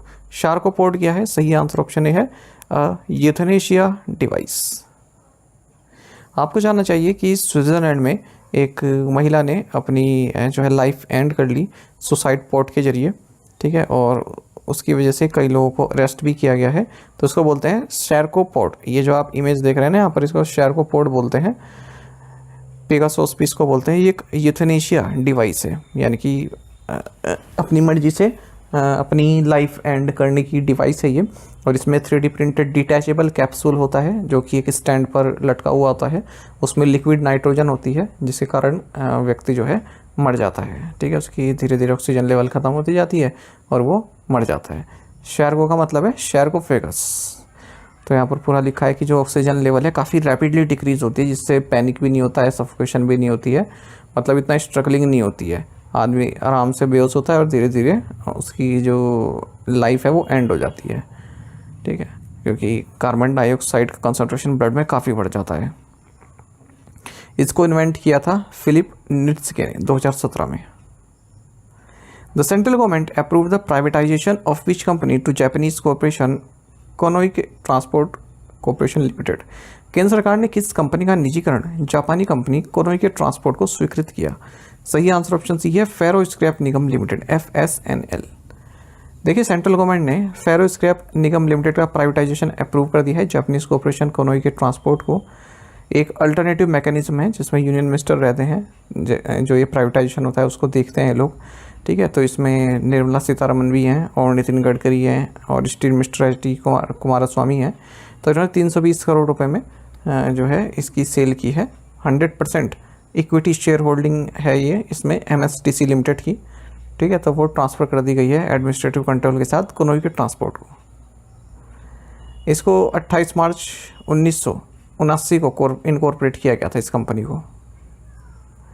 Which Indian player won world junior champion title in air rifle in the world junior shooting championship in Lima. Lima में विश्व junior shooting championship में किस भारतीय खिलाड़ी ने एयर राइफल में विश्व जूनियर चैंपियन का खिताब जीता? सही आंसर ऑप्शन बी है पार्थ मने। देखिए पार्थ मने ये वर्ल्ड जूनियर चैंपियन बने हैं, इन्होंने एयर राइफल गोल्ड जीता है। कहाँ पर? World junior shooting championship Lima Peru में। साथ ही टीम इवेंट में भी गोल्ड जीता है अजय मलिक अभिनव शाह के साथ मिलकर।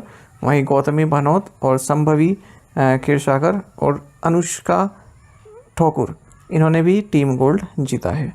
इंडिया मेडल टेबल में टॉप पर रहा है 5 गोल्ड 3 ब्रॉन्ज के साथ। चाइना दूसरे नंबर पर रहा है 2 गोल्ड 1 सिल्वर के साथ। Where has the green war room been establish to monitor air pollution? वायु प्रदूषण कंट्रोल के लिए ग्रीन वॉर रूम कहाँ स्थापित किया गया है? सही आंसर ऑप्शन ए है दिल्ली। आपको जानना चाहिए दिल्ली एनवायरनमेंट मिनिस्टर गोपाल राय इन्होंने advance green war room launch किया है ताकि 24 घंटे 7 दिन एयर पोल्यूशन को मॉनिटर किया जा सके नेशनल कैपिटल रीजन में और नेसेसरी स्टेप लिए जा सके ताकि जो ग्रेड रिस्पॉन्स एक्शन प्लान है GRAP उसको फॉलो किया जा सके। तो ये दिल्ली सेक्रेटेरिएट से वर्क कर रहा है ये वॉर रूम। 12 मेंबर टीम है इसमें। अगर हम इसकी बात करें GRAP यानी कि ग्रेटर रिस्पॉन्स एक्शन प्लान, तो एक एंटी एयर पोल्यूशन मेजर्स का पूरा एक सेट है, किस तरह से प्रदूषण को कम किया जा सकता है उससे संबंधित पूरे एक मेजर्स हैं कि ये करना चाहिए नहीं करना चाहिए। Which Indian organisation has received affiliated membership in international medical device regulators forum? किस भारतीय संगठन को international medical device regulators forum में संबद्ध सदस्यता प्राप्त हुई? सही आंसर ऑप्शन सी है CDSCO।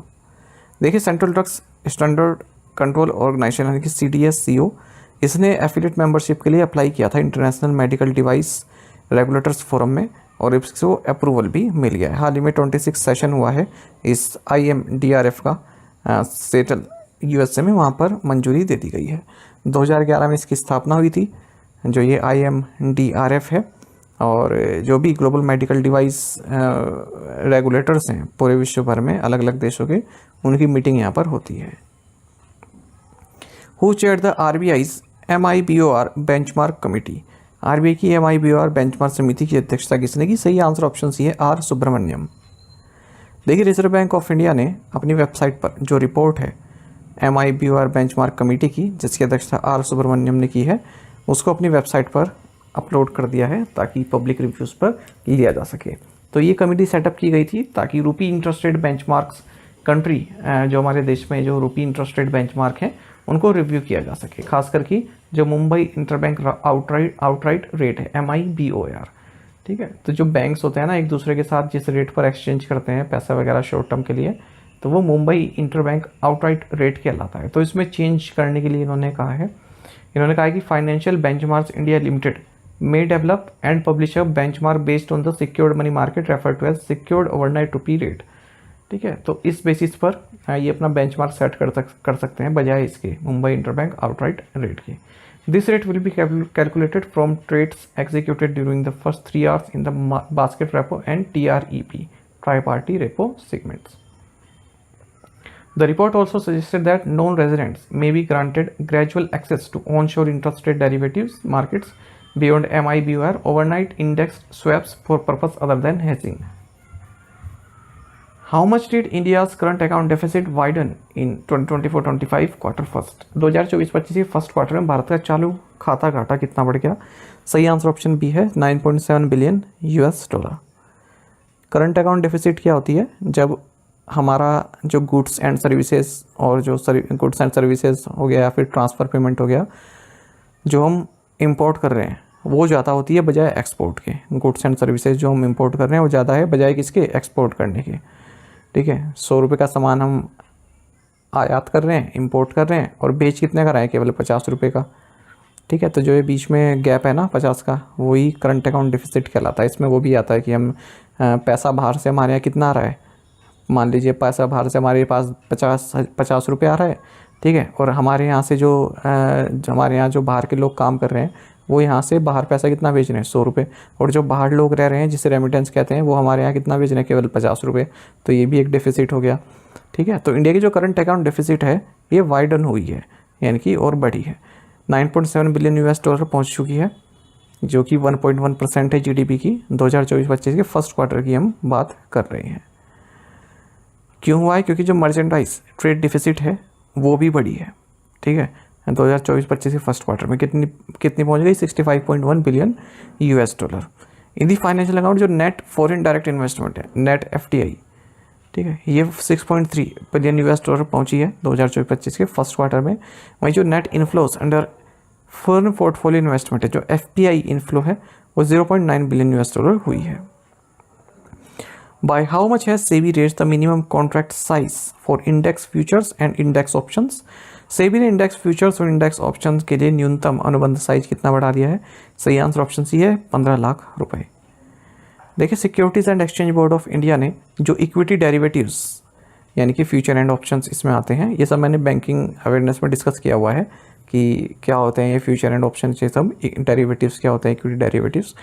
तो जो सेबी है इन्होंने इक्विटी डेरिवेटिव्स से संबंधित जो भी नॉर्म्स है उनको थोड़ा टाइट कर दिया है, क्योंकि इसने जो एंट्री बैरियर है उसको रेस कर दिया है और रिटेल इन्वेस्टर्स के लिए और एक्सपेंसिव कर दिया है कि वो फ्यूचर मार्केट में ट्रेड कर सकते हैं। तो 6 मेजर्स यहाँ पर लिए गए हैं जो कि 20 नवंबर 2024 से लागू होंगे। पहला है इंक्रीज्ड कॉन्ट्रैक्ट साइज, जो मिनिमम कॉन्ट्रैक्ट साइज है इंडेक्स फ्यूचर इंडेक्स ऑप्शंस के लिए वो 15 लाख रुपए कर दिया गया है। पहले कितना था, 5 से 10 लाख की रेंज में आता था। दूसरा है रेशनलाइजेशन ऑफ वीकली प्रोडक्ट्स, तो each exchange will be allowed to offer weekly expiry contracts for only one of its benchmark indices. तीसरा है upfront premium collection, options buyer will be required to pay the full premium upfront. चौथा है intraday monitoring, exchanges will monitor position limits for index derivatives intraday to prevent excessive leverage especially on expiry days। पांचवा है increased tail risk coverage, a high extremely loss margin of 2% will be levied on short options contract। चौथा है removal of contract spread treatment। तो इनमें आपको जो याद रखना है ना, ये जो 15 लाख वाला है ना, ये आप याद रखिएगा, ये एग्जाम में पूछा सकता है। बाकी तो ये सब तो वैसा है, थियोरिटिकल है। विच एजेंसी रिसेंटली लॉन्च्ड ऑपरेशन चक्र सेकंड, हाल ही में किस एजेंसी ने ऑपरेशन चक्र थर्ड लॉन्च किया है? तो सही आंसर ऑप्शन सी है, CBI, ठीक है, ऑपरेशन चक्र थर्ड।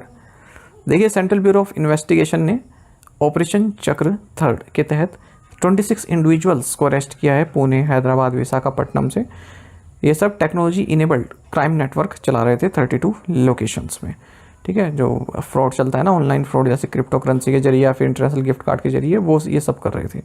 तो ऑपरेशन चक्र थर्ड ये एक मल्टीफेस मिशन है और इंटरनेशनल लॉ एनफोर्समेंट एजेंसी जैसे यूनाइटेड स्टेट्स की होमलैंड सिक्योरिटी इन्वेस्टिगेशन हो गई, फेडरल ब्यूरो ऑफ इन्वेस्टिगेशन हो गई, इनके साथ मिलकर ये ऑपरेशन चलाया जा रहा है। अच्छा, ऑपरेशन से ये आपको भी जानना चाहिए, मैंने इसी में इंक्लूड कर दिया। हाल ही में ऑपरेशन ट्रू प्रॉमिस सेकंड भी चर्चा में रहा। ये क्या रहा? ईरान ने हाल ही में बैलिस्टिक मिसाइल्स लॉन्च की हैं इसराइल के ऊपर, यहाँ के मिलिट्री बेसिस पर, और जो मोसाद इनकी जो इंटेलिजेंस एजेंसी है इसके ऊपर, ठीक है। और कौन सी बैलिस्टिक मिसाइल लॉन्च की? गदर, इमाद, फतह, ये सभी हाइपरसोनिक मिसाइल्स यहाँ पर लॉन्च किए हैं। इसका नाम था operation true promise second. By how much has the union government increase the minimum wage rates per day for workers, केंद्र सरकार ने श्रमिकों के लिए प्रतिदिन न्यूनतम वेतन दरों में कितनी वृद्धि की है? सही आंसर ऑप्शन सी, 1035 रुपये। देखिए, यूनियन गवर्नमेंट ने जो मिनिमम वेज रेट है वर्कर्स के लिए वो 1035 रुपये पर डे तक बढ़ा दिया है, ठीक है। तो वेरिएबल डियरनेस अलाउंस, VDA से बोलते हैं, इसे रिवाइज किया गया है। तो रिवीजन के बाद जो मिनिमम वेज रेट है एरिया ए वर्कर्स के लिए, जो construction, sweeping, cleaning, loading and unloading में आते हैं, उनको 783 रुपये पर डे हो जाएगा। सेमी स्किल्ड वर्कर्स के लिए मिनिमम वेज 868 रुपये पर डे हो जाएगा। जो skilled clerical and watch and wards हैं उनके लिए 954 रुपये पर डे हो जाएगा। और जो highly skilled and watch and ward with arms हैं उनके लिए 1035 रुपये पर डे हो जाएगा। तो मैक्सिमम कितना पहुंच चुका है? 1035। The minimum wage rates are categorise based on skill levels unskilled, semi skilled, skilled and highly skilled as well as geographical area A, B and C।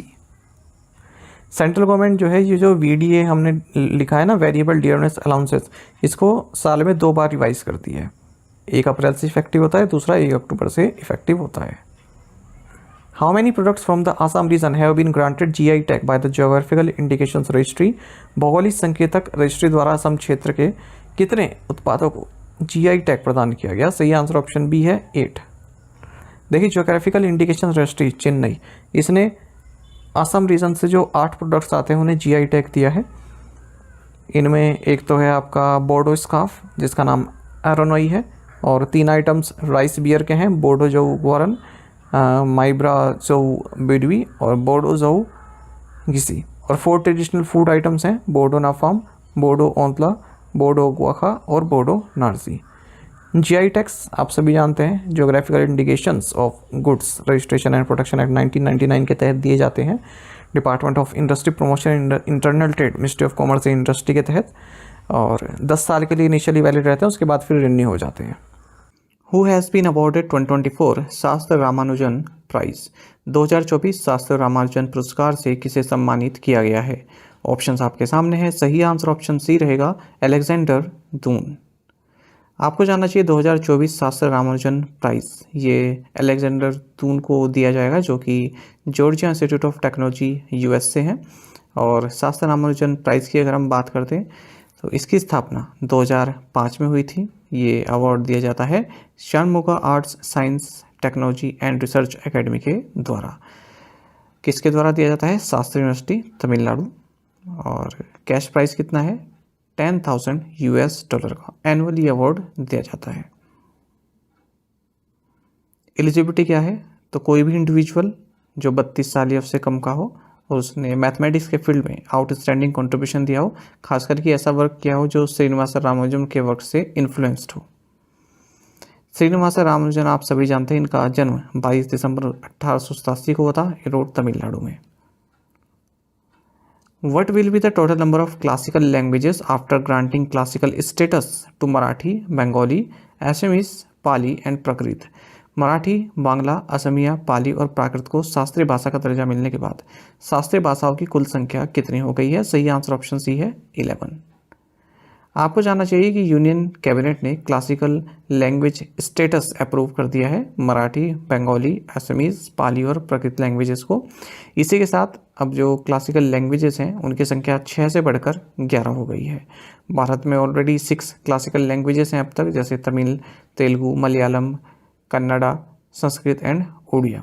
Tamil first language है जिसे classical status दिया गया था 2004 में, उसके बाद फिर संस्कृत को दिया गया 2005 में, फिर तेलुगु एंड कन्नड़ा को दिया गया 2008 में, मलयालम को 2013 में और उड़िया को 2014 में। तो यहाँ पर पूछा जाता है कि सबसे पहली लैंग्वेज कौन सी क्लासिक लैंग्वेज का स्टेटस दिया गया, तो आंसर तमिल होगा। जब एक बार कोई लैंग्वेज क्लासिकल लैंग्वेज नोटिफाई हो जाती है तो एजुकेशन मिनिस्ट्री कई तरह के बेनिफिट्स उस लैंग्वेज को प्रोवाइड करती है, उससे उसको प्रमोट करती है, और 2 मेजर एनुअल इंटरनेशनल अवार्ड्स उसके लिए जो है सेटअप करती है। और जो यूनिवर्सिटी ग्रांट्स कमीशन है वो भी अलग अलग तरह के कोर्सेज इसमें अप्रूव करती है अपने सेंट्रल यूनिवर्सिटीज़ में। Which is the first G7 country to end all coal fired power generation? कोयला आधारित बिजली उत्पादन को समाप्त करने वाला पहला G7 देश कौन सा है? सही answer option D, United Kingdom.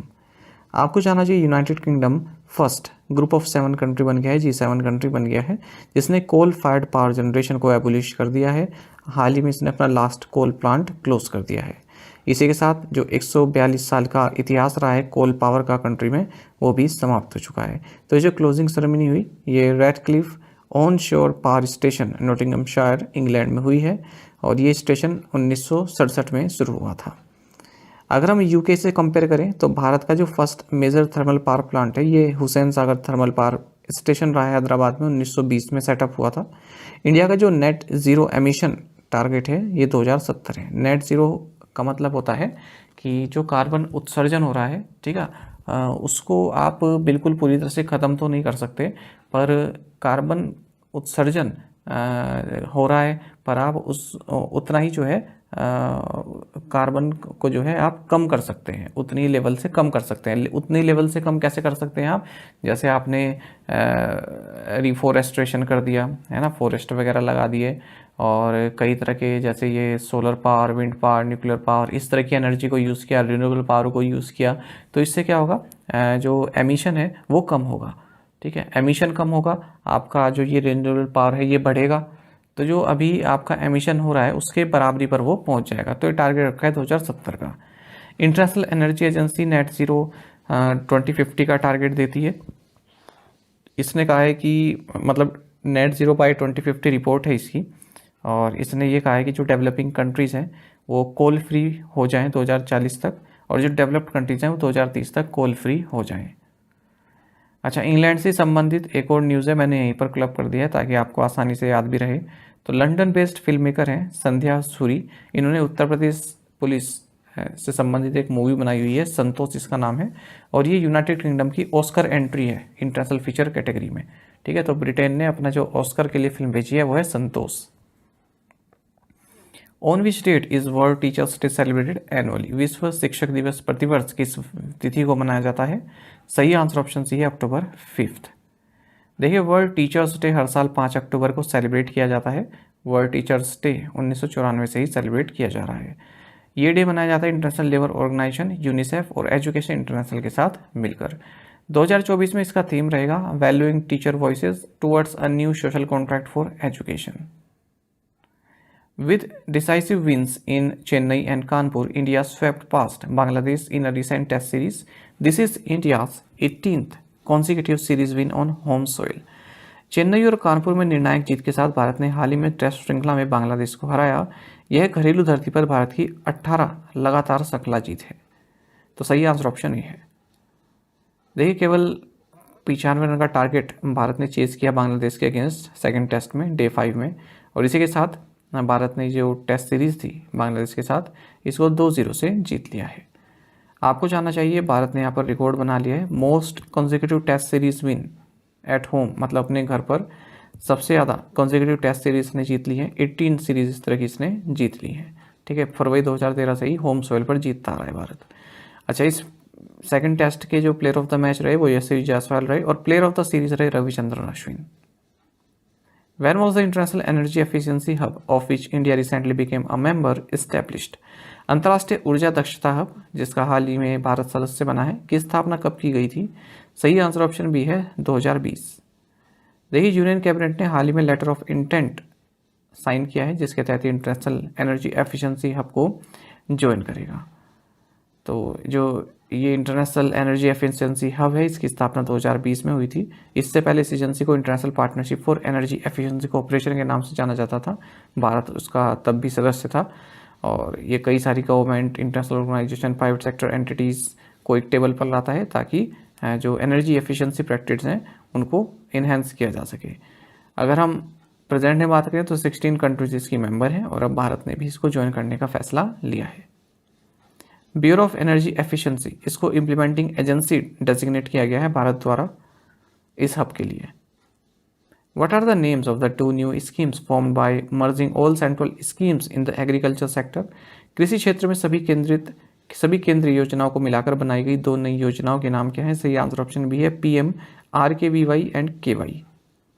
देखिए, यूनियन कैबिनेट ने डिसाइड किया है कि जितनी भी सेंट्रल स्कीम्स हैं एग्रीकल्चर सेक्टर से संबंधित, उनको 2 नई स्कीम्स में मर्ज कर देंगे। पहली है प्रधानमंत्री राष्ट्रीय कृषि विकास योजना यानी कि PMRKVY, दूसरी है कृषि योजना यानी कि KY, और इनका एक्सपेंडिचर रहने वाला है 1,01,321.61 करोड़।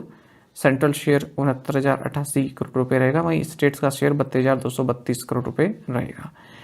जो ये PMRKVY है, इसमें एलोकेशन 57,074 करोड़ रुपए का दिया गया है। इसमें सस्टेनेबल एग्रीकल्चर को प्रमोट किया जाएगा। वहीं जो कृषि उन्नति योजना है KY है, ये फूड सिक्योरिटी और एग्रीकल्चरल सेल्फ सफिशिएंसी से संबंधित है, और इसका फंड है 44,246 करोड़ रुपए। दोनों ही जो स्कीम्स हैं उनको स्टेट गवर्नमेंट द्वारा इंप्लीमेंट किया जाएगा। साथ ही कैबिनेट ने national mission on edible oils, oil seeds, इसको भी अप्रूव कर दिया है ताकि भारत ऑयल सीड प्रोडक्शन में सेल्फ रिलायंस बन सके एडिबल ऑयल में। तो 7 साल तक के पीरियड के लिए मिशन इम्प्लीमेंट किया जाएगा 2024-25 2030-31 तक। इसका फाइनेंशियल आउटले 10,103 करोड़ रुपए रहेगा। The mission aims to increase primary oilseed production from 39 million tons to 69.7 million tons by 2030 to 31. What is the total financial implication of the modified productivity linked reward scheme for the major ports and dock labor board employees workers for 2021 to 2025-26? 2020-21 से 2025-26 के लिए प्रमुख बंदरगाहों और dock श्रम board के कर्मचारियों श्रमिकों के लिए संशोधित उत्पादकता से जुड़े रिवॉर्ड योजना का कुल वित्तीय परिव्यय क्या है? सही आंसर ऑप्शन बी है, 200 करोड़ रुपए। देखिए, यूनियन कैबिनेट ने हाल ही में जो existing productivity linked reward scheme है मेजर पोर्ट्स के लिए, dock labour board employees workers के लिए 2020-21 से 2025-26 तक, उसे मॉडिफिकेशन किया है। तो 200 करोड़ रुपए का इसका फाइनेंशियल इम्प्लीकेशन रहने वाला है इस पूरे पीरियड में।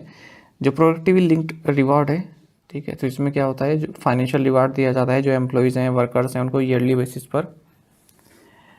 जो प्रोडक्टिविटी लिंक्ड रिवार्ड है, it shall be paid annually by enhancing the port specific performance weightages from 50% to 55% and further increasing to 60%।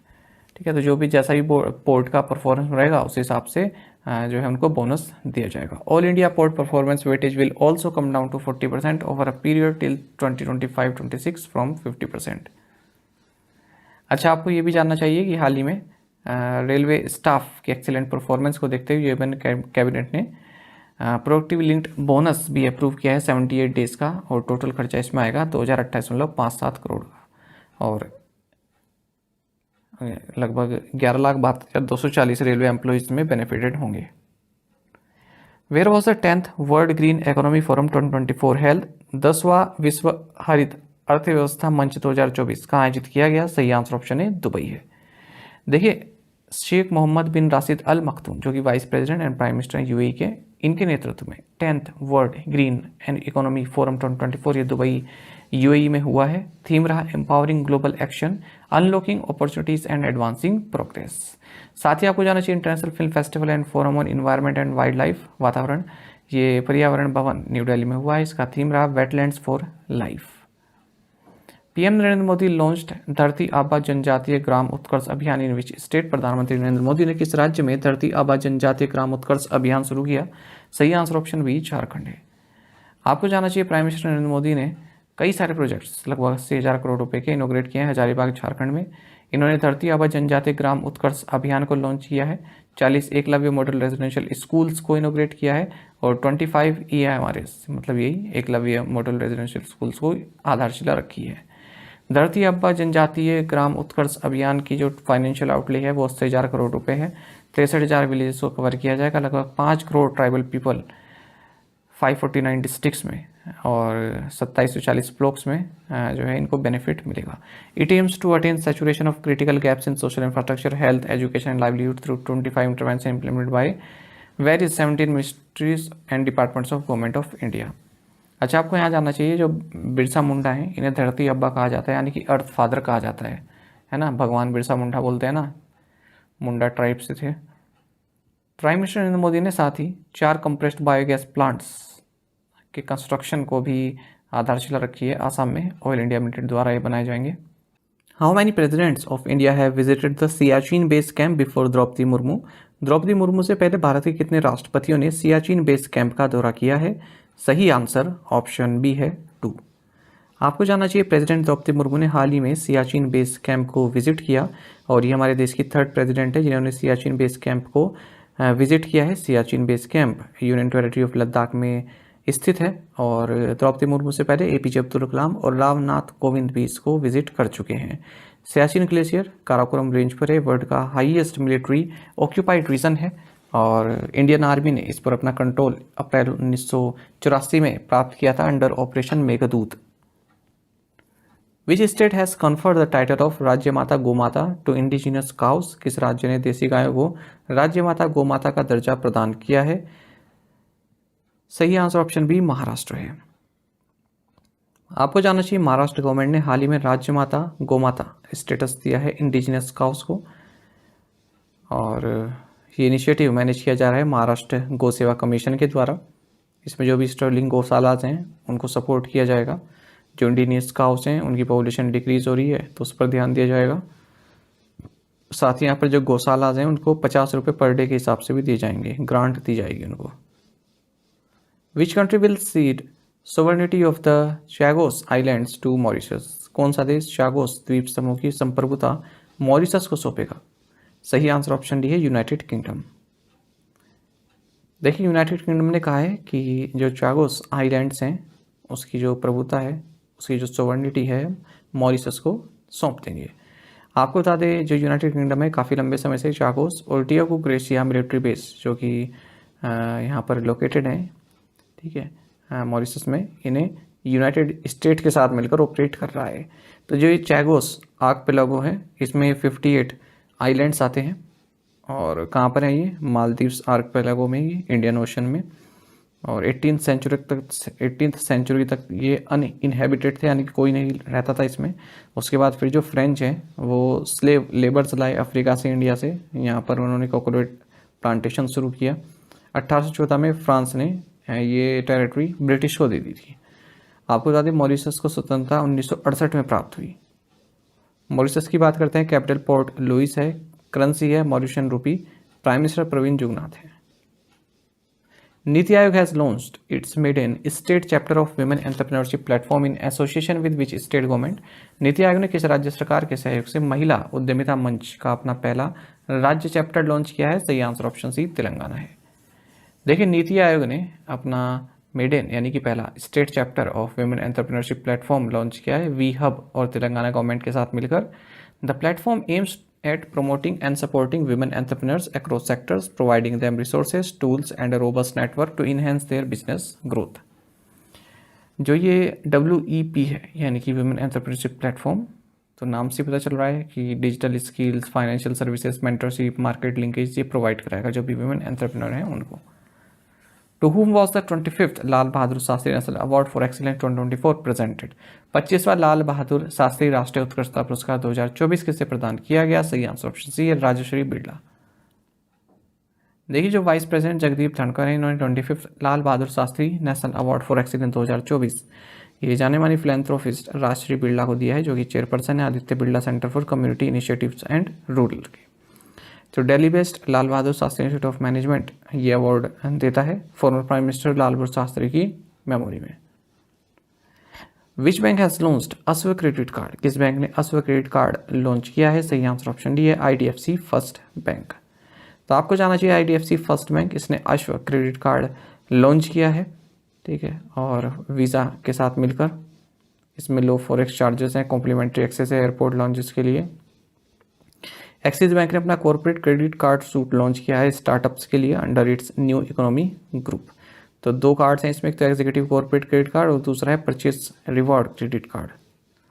Hinduja group flagship company Ashok Leyland, इसने global travel technology leader FlixBus के साथ पार्टनरशिप की है to provide efficient and seamless travel options besides empowering bus operators with its state of the art technology.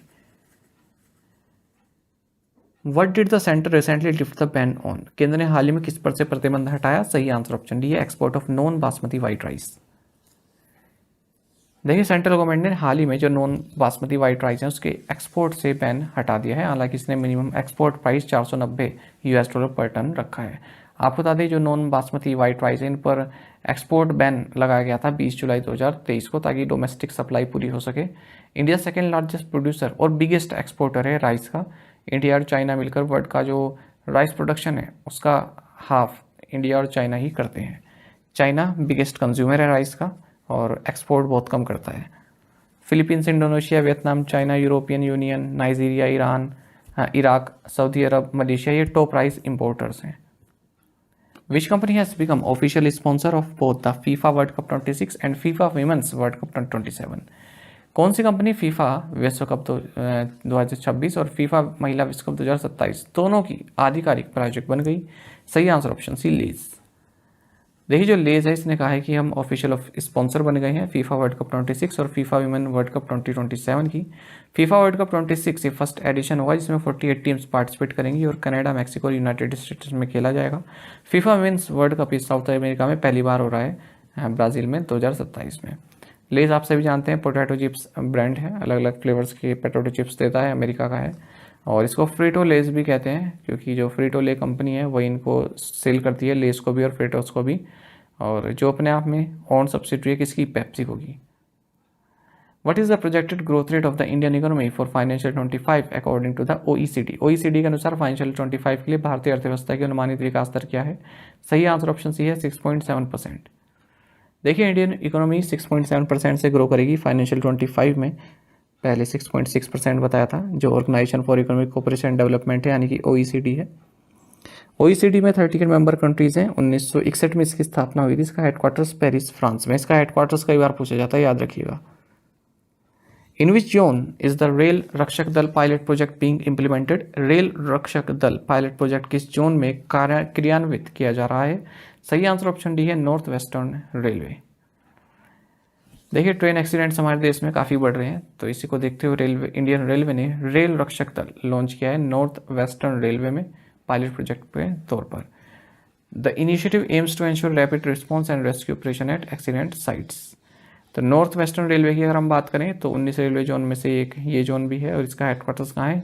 Jaipur Rajasthan में। When is the World Habitat Day marked each year? विश्व आवास दिवस हर साल कब मनाया जाता है? सही आंसर ऑप्शन बी है फर्स्ट मंडे ऑफ अक्टूबर। आपको जानना चाहिए कि वर्ल्ड हैबिटेट डे ये अक्टूबर महीने के फर्स्ट मंडे यानी कि पहले सोमवार को मनाया जाता है। इस साल ही 7 अक्टूबर को मनाया जा रहा है, और जो ग्लोबल सेलिब्रेशन है ये क्यूरेटारो मैक्सिको में सेलिब्रेट किया जा रहा है। आपको बता दें वर्ल्ड हैबिटेट डे पहली बार 1986 में सेलिब्रेट हुआ था नैरोबी केन्या में, और 2024 में इस डे का थीम रहेगा engaging youth to create a better urban future. आपको एक महत्वपूर्ण फैक्ट ये जानना चाहिए कि जो United Nations human settlement programme है, जिसे हम यूएन हैबिटेट कहते हैं, इसका हेडक्वार्टर्स नैरोबी केन्या में है। कई बार ये एग्जाम में क्वेश्चन पूछा गया है। What is the theme for world cotton day 2024? विश्व कपास दिवस 2024 का विषय क्या है? सही आंसर ऑप्शन ए है कॉटन फॉर गुड। देखिए 7 अक्टूबर को वर्ल्ड कॉटन डे मनाया जाता है। इसका प्रपोजल यूनाइटेड नेशंस में जो कंट्रीज़ हैं Benin, Burkina Faso, Chad, coat डिवोयर और माली, इन्होंने सबमिट किया था। और 2024 में जो वर्ल्ड कॉटन डे है ये कॉटन बेनिन में सेलिब्रेट किया जा रहा है, और थीम है कॉटन फॉर गुड। आपको जानना चाहिए कि जो वर्ल्ड ट्रेड ऑर्गेनाइजेशन है इसने फर्स्ट वर्ल्ड कॉटन डे 7 अक्टूबर 2019 को सेलिब्रेट किया था। ठीक है, आप इसको एक तरह का इनिशिएटिव कह सकते हैं कॉटन फॉर कंट्रीज़ का। कॉटन फॉर कंट्रीज़ कौन कौन है? बेनिन, बुर्किना फासो, चैड और माली। What is the theme for world cerebral palsy day in 2024? 2024 में विश्व सेरेब्रल पाल्सी दिवस का विषय क्या है? सही आंसर ऑप्शन सी है यूनिकली सीपी। देखिए वर्ल्ड सेरेब्रल पाल्सी डे ये 6 अक्टूबर को मनाया जाता है। 2024 में इसका थीम रहेगा यूनिकली सीपी। आपको जानना चाहिए जो ये सेरेब्रल पाल्सी है, सीपी जिसे हम कहते हैं, ये एक न्यूरोलॉजिकल डिसऑर्डर है, और जन्म के शुरुआत में या फिर अर्ली चाइल्डहुड में ये अपीयर होना शुरू हो जाता है, और परमानेंटली जो बॉडी मूवमेंट है, मसल कोऑर्डिनेशन है, उनको अफेक्ट करता है। बेसिकली जो एबनॉर्मलिटीज़ होती हैं ब्रेन डेवलपमेंट में, उसके कारण ये होता है। तो इसमें जो एबिलिटी है मूवमेंट को कंट्रोल करने की या फिर अपना पोस्चर या फिर बैलेंस बनाने की, वो खो देता है जो बॉडी है वो। Who has been appointed as executive director by the Reserve Bank of India RBI? भारतीय रिजर्व बैंक द्वारा कार्यकारी निदेशक के रूप में किसे नियुक्त किया गया है? सही आंसर ऑप्शन ए है अविरल जैन। देखिए रिजर्व बैंक ऑफ इंडिया ने हाल ही में अविरल जैन को एग्जीक्यूटिव डायरेक्टर नियुक्त किया है, और इनके पास क्या काम रहेगा? Legal department, premises department, right to information act. इस पद पर आने से पहले ये रीजनल डायरेक्टर फॉर महाराष्ट्र के तौर पर सर्व कर रहे थे। अच्छा, हाल ही में हमने भी पढ़ा था कि रिजर्व बैंक ऑफ इंडिया की जो मॉनेटरी पॉलिसी कमेटी है, इसको रिकॉन्स्टिट्यूट किया गया है गवर्नमेंट द्वारा। राम सिंह, सौगता भट्टाचार्य और नागेश कुमार को इसमें इंक्लूड किया गया है। 6 मेंबर की कमेटी होती है, 4 साल के लिए अपॉइंट की गई है, इनकी जो अपॉइंटमेंट हुई है। और ये किन को रिप्लेस कर रहे हैं? तो जो मेंबर थे असीमा गोयल, जयंत वर्मा और शशांक भिड़े, तो इनका टर्म खत्म हो रहा है, उनके बदले ये ऊपर वाले 3 आ रहे हैं। तो ये मैंने इसलिए बताया क्योंकि एग्जाम में इसी तरह से ट्विस्ट करके पूछते हैं कि किन को रिप्लेस कर रहे हैं तीनों। Who will Sharad Kumar replace as the new head of बीसीसीआईज anti corruption unit. BCCI की एंटी करप्शन यूनिट के नए अध्यक्ष के रूप में शरद कुमार किसकी जगह लेंगे? सही आंसर ऑप्शन बी है के मिश्रा। देखिए retired IPS officer Sharad Kumar जो एनआईए को भी हेड कर चुके हैं 4 साल तक, ये नए चीफ बनाए गए हैं बीसीसीआई की एंटी करप्शन यूनिट के। तो 3 साल की टर्म है इनकी और के मिश्रा को ही सक्सीड करेंगे। India is the fourth economy to cross $700 billion in foreign exchange reserves. Which countries have already achieved this. Bharat $700 अरब का विदेशी मुद्रा भंडार पार करने वाली चौथी अर्थव्यवस्था है। किन देशों ने इसे पहले ही हासिल कर लिया है? सही आंसर ऑप्शन सी है चाइना, जापान एंड स्विट्जरलैंड। आपको जाना चाहिए कि जो फॉरेन एक्सचेंज रिजर्व है $700 बिलियन क्रॉस कर चुकी है पहली बार, और भारत चौथी इकोनॉमी बन गया है पूरे वर्ल्ड में जिसने $700 बिलियन के रिजर्व का आंकड़ा पार किया है। इससे पहले चाइना, जापान और स्विट्जरलैंड ऐसा कर चुका है। ठीक है, फॉरेन रिजर्व मतलब आपके पास जो दूसरी करेंसी होती है खास करके डॉलर, ठीक है, उसके रिजर्व है, अपनी करेंसी के अलावा और करेंसीज के आपके पास रिजर्व है। तो जो फॉरेक्स रिजर्व्स हैं ये $704.89 बिलियन रहे हैं, और 27 सितंबर तक का जो वीक रहा है उस वीक में $12.6 बिलियन तक ये बढ़े हैं। आपको बता दें भारत का जो गोल्ड रिजर्व है ये 2.184 बिलियन बढ़कर $65.796 बिलियन हो गया है। स्पेशल ड्रॉइंग राइट्स जो आईएमएफ से संबंधित है, इंटरनेशनल मॉनेटरी फंड से, ये भी 8 मिलियन बढ़कर $18.547 बिलियन हो चुके हैं। तो ये ग्रोथ क्यों देखने की मिली है? क्योंकि इस साल अब तक $30 बिलियन का फॉरेन इनफ्लो हमारे देश में आ चुका है। इंडिया का जो फॉरेक्स रिजर्व है ये 2024 में अब तक $87.6 बिलियन तक बढ़ा है। Which edition of Kautilya economic conclave was recently held in new Delhi. हाल ही में नई दिल्ली में कौटिल्य इकोनॉमिक कॉन्क्लेव का कौन सा संस्करण आयोजित किया गया? सही आंसर ऑप्शन बी है 3rd। आपको जानना चाहिए प्राइम मिनिस्टर नरेंद्र मोदी ने कौटिल्य इकोनॉमिक कॉन्क्लेव को हाल ही में संबोधित किया है। इंस्टीट्यूट ऑफ इकोनॉमिक ग्रोथ ने ministry of finance government of India के साथ मिलकर इस कौटिल्य इकोनॉमिक कॉन्क्लेव का 3rd एडिशन होस्ट किया है न्यू दिल्ली में। महत्वपूर्ण है वाली न्यूज़। अच्छा, ये मैं पीआई में पढ़ रहा था, इसमें प्राइम मिनिस्टर नरेंद्र मोदी ने जो स्पीच दी है उसमें कई सारे ऐसे पॉइंट्स थे जो आपके लिए महत्वपूर्ण हो सकते हैं, तो मैंने यहाँ पर पॉइंट्स लिख दिए हैं। तो इन्होंने ये भी कहा कि भारत 5th लार्जेस्ट इकोनॉमी है in terms of GDP. Bharat number 1 है ग्लोबल फिनटेक एडॉप्शन रेट में और स्मार्टफोन डेटा कंजप्शन के रेट में। नंबर 2 है पूरे वर्ल्ड में इंटरनेट यूज़र्स के मामले में। वर्ल्ड का 3rd लार्जेस्ट स्टार्टअप इकोसिस्टम है और 4th नंबर पर आता है अगर हम रिन्यूएबल एनर्जी कैपेसिटी की बात करें। ये महत्वपूर्ण फैक्ट है। वर्ल्ड का 2nd लार्जेस्ट मोबाइल मैन्युफैक्चरर है। लार्जेस्ट मैन्युफैक्चरर है 2 व्हीलर्स एंड ट्रैक्टर्स का। तो ये सभी पॉइंट्स इन्होंने अपनी स्पीच में कहे, मुझे लगा है महत्वपूर्ण है आपके लिए, तो लिख दिए। Department of post and which company signed MOU to enhance nationwide delivery capabilities. डाक विभाग और किस कंपनी ने राष्ट्रव्यापी वितरण क्षमताओं को बढ़ाने के लिए समझौता ज्ञापन पर हस्ताक्षर किए? ये सही आंसर ऑप्शन बी है अमेजॉन। देखिए अमेजॉन इंडिया ने मेमोरेंडम ऑफ अंडरस्टैंडिंग साइन किया है department of post ministry of communication के साथ, ताकि अमेजॉन की जो रीच है वो कस्टमर्स तक पहुंच पाए जो काफ़ी रिमोट लोकेशंस में रहते हैं, दूर दराज में रहते हैं। और इससे अमेजॉन को ये फ़ायदा मिलेगा कि जो उनके प्रोडक्ट हैं वो डिपार्टमेंट ऑफ पोस्ट द्वारा शिप किए जाएंगे ऐसी लोकेशंस पर जहाँ पर इनके प्रोडक्ट नहीं जा पाते हैं। ठीक है, और 1.6 लाख पोस्ट ऑफिस के जरिए इनको सर्विस दी जाएगी और डिपार्टमेंट ऑफ पोस्ट को क्या मिलेगा? रेवेन्यू मिलेगा तो अमेजोन की ओर से डिलीवरी के लिए। Which company secured the largest ever foreign currency term loan of $1.265 billion? किस कंपनी ने $1.265 बिलियन का अब तक का सबसे बड़ा विदेशी मुद्रा सावधि ऋण प्राप्त किया? सही आंसर ऑप्शन है PFC। देखिए जो पावर फाइनेंस कॉर्पोरेशन है यानी कि PFC एक महारत्न कंपनी है। इसने largest ever foreign currency term loan प्राप्त किया है जो कि किसी भी इंडियन PSU ने पहली बार किया है, $1.265 बिलियन का। तो इसको ये जो थर्मल जनरेशन प्रोजेक्ट्स हैं इनके अलावा और कामों में यूज़ करेगा, इस तरह के कामों में जहाँ पर डिकार्बनाइजेशन हो सके और ग्रीन एनर्जी संबंधित प्रोजेक्ट्स जो होते हैं उनमें। आपको बता दें SBI, IDBI, axis, MUFG, DOJ and SMBC, तो ये ऐसे बैंकर्स रहे हैं जिन्होंने इसको लोन दिया है और SBI लार्जेस्ट लेंडर रहा है इसमें। Where will the 10th edition of India international science festival be held? Bharat अंतर्राष्ट्रीय विज्ञान महोत्सव का 10वां संस्करण कहाँ आयोजित किया जाएगा? सही आंसर ऑप्शन सी, गुवाहाटी। आपको जानना चाहिए कि नॉर्थ ईस्ट रीजन में पहली बार इंडिया इंटरनेशनल साइंस फेस्टिवल होने जा रहा है। तो इंडिया इंटरनेशनल साइंस फेस्टिवल का 10th एडिशन ये गुवाहाटी असम में होगा। 30 से नवंबर 30 से 3 दिसंबर के बीच IIT गुवाहाटी इसको होस्ट करने वाला है। आपको बता दें जो 10th एडिशन है इस इंडिया इंटरनेशनल साइंस फेस्टिवल का, इसका थीम रहेगा transforming India into an S&T driven global manufacturing hub.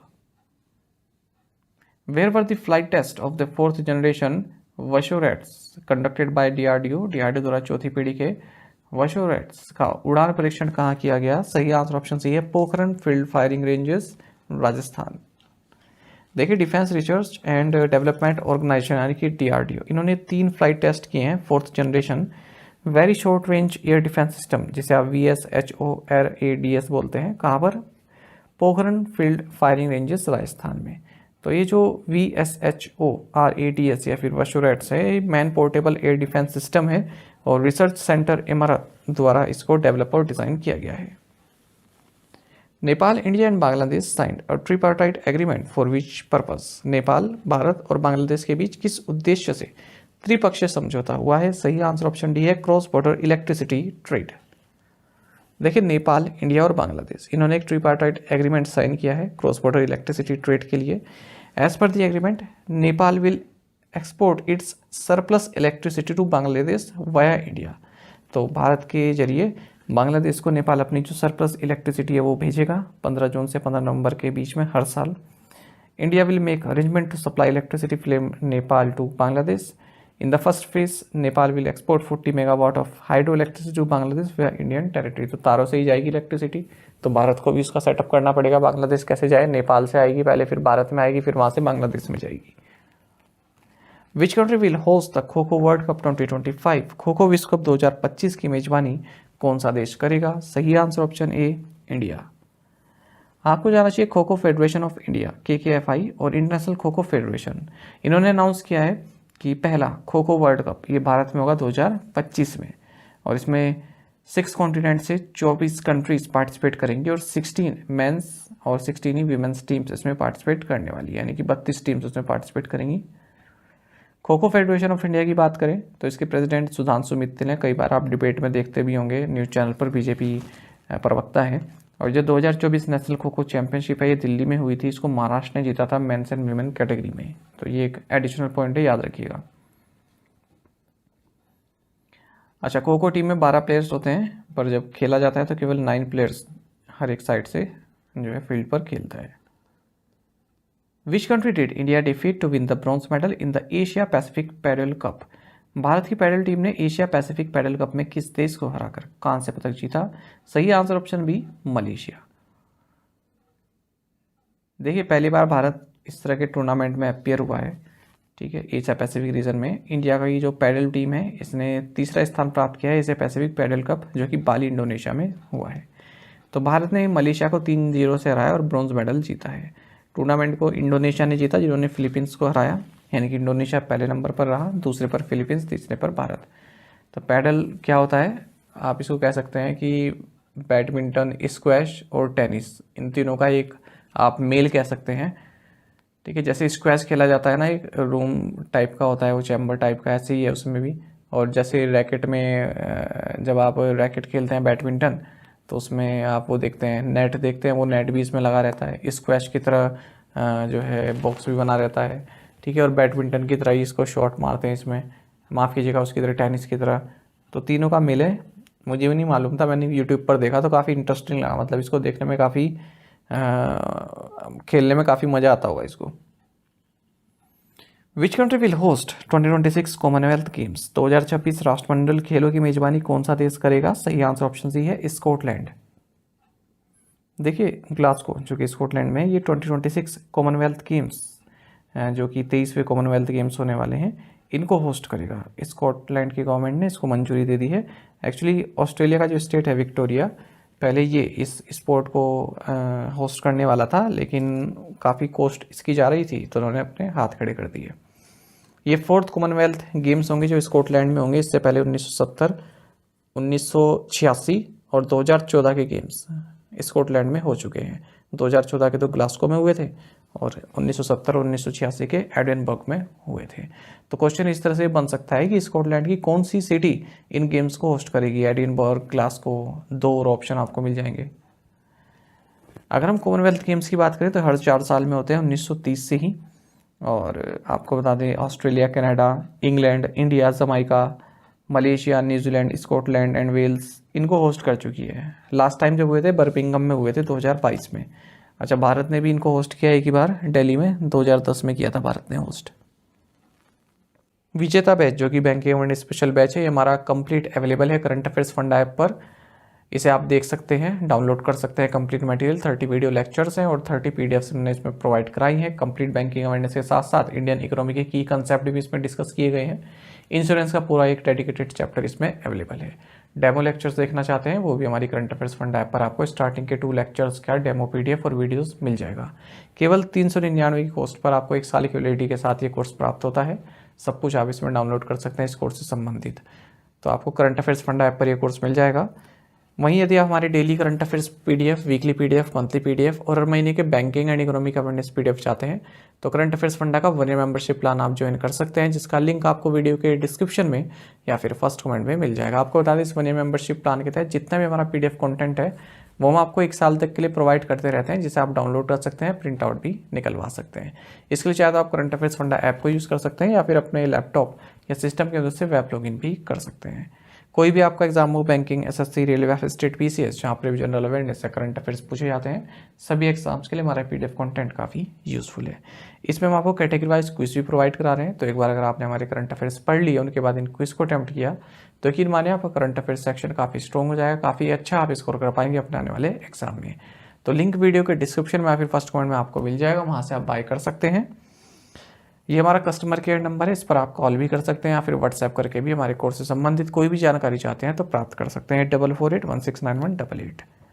साथ ही करंट अफेयर्स फंडा को आप टेलीग्राम पर भी ज्वाइन कर लीजिए। यहाँ पर रेगुलर वीडियो अपडेट्स और करंट क्विज हम आप सभी के डालते रहते हैं। साथ ही डिस्कशन ग्रुप में आप किसी भी क्वेश्चन का सोल्यूशन पा सकते हैं। Thank you guys.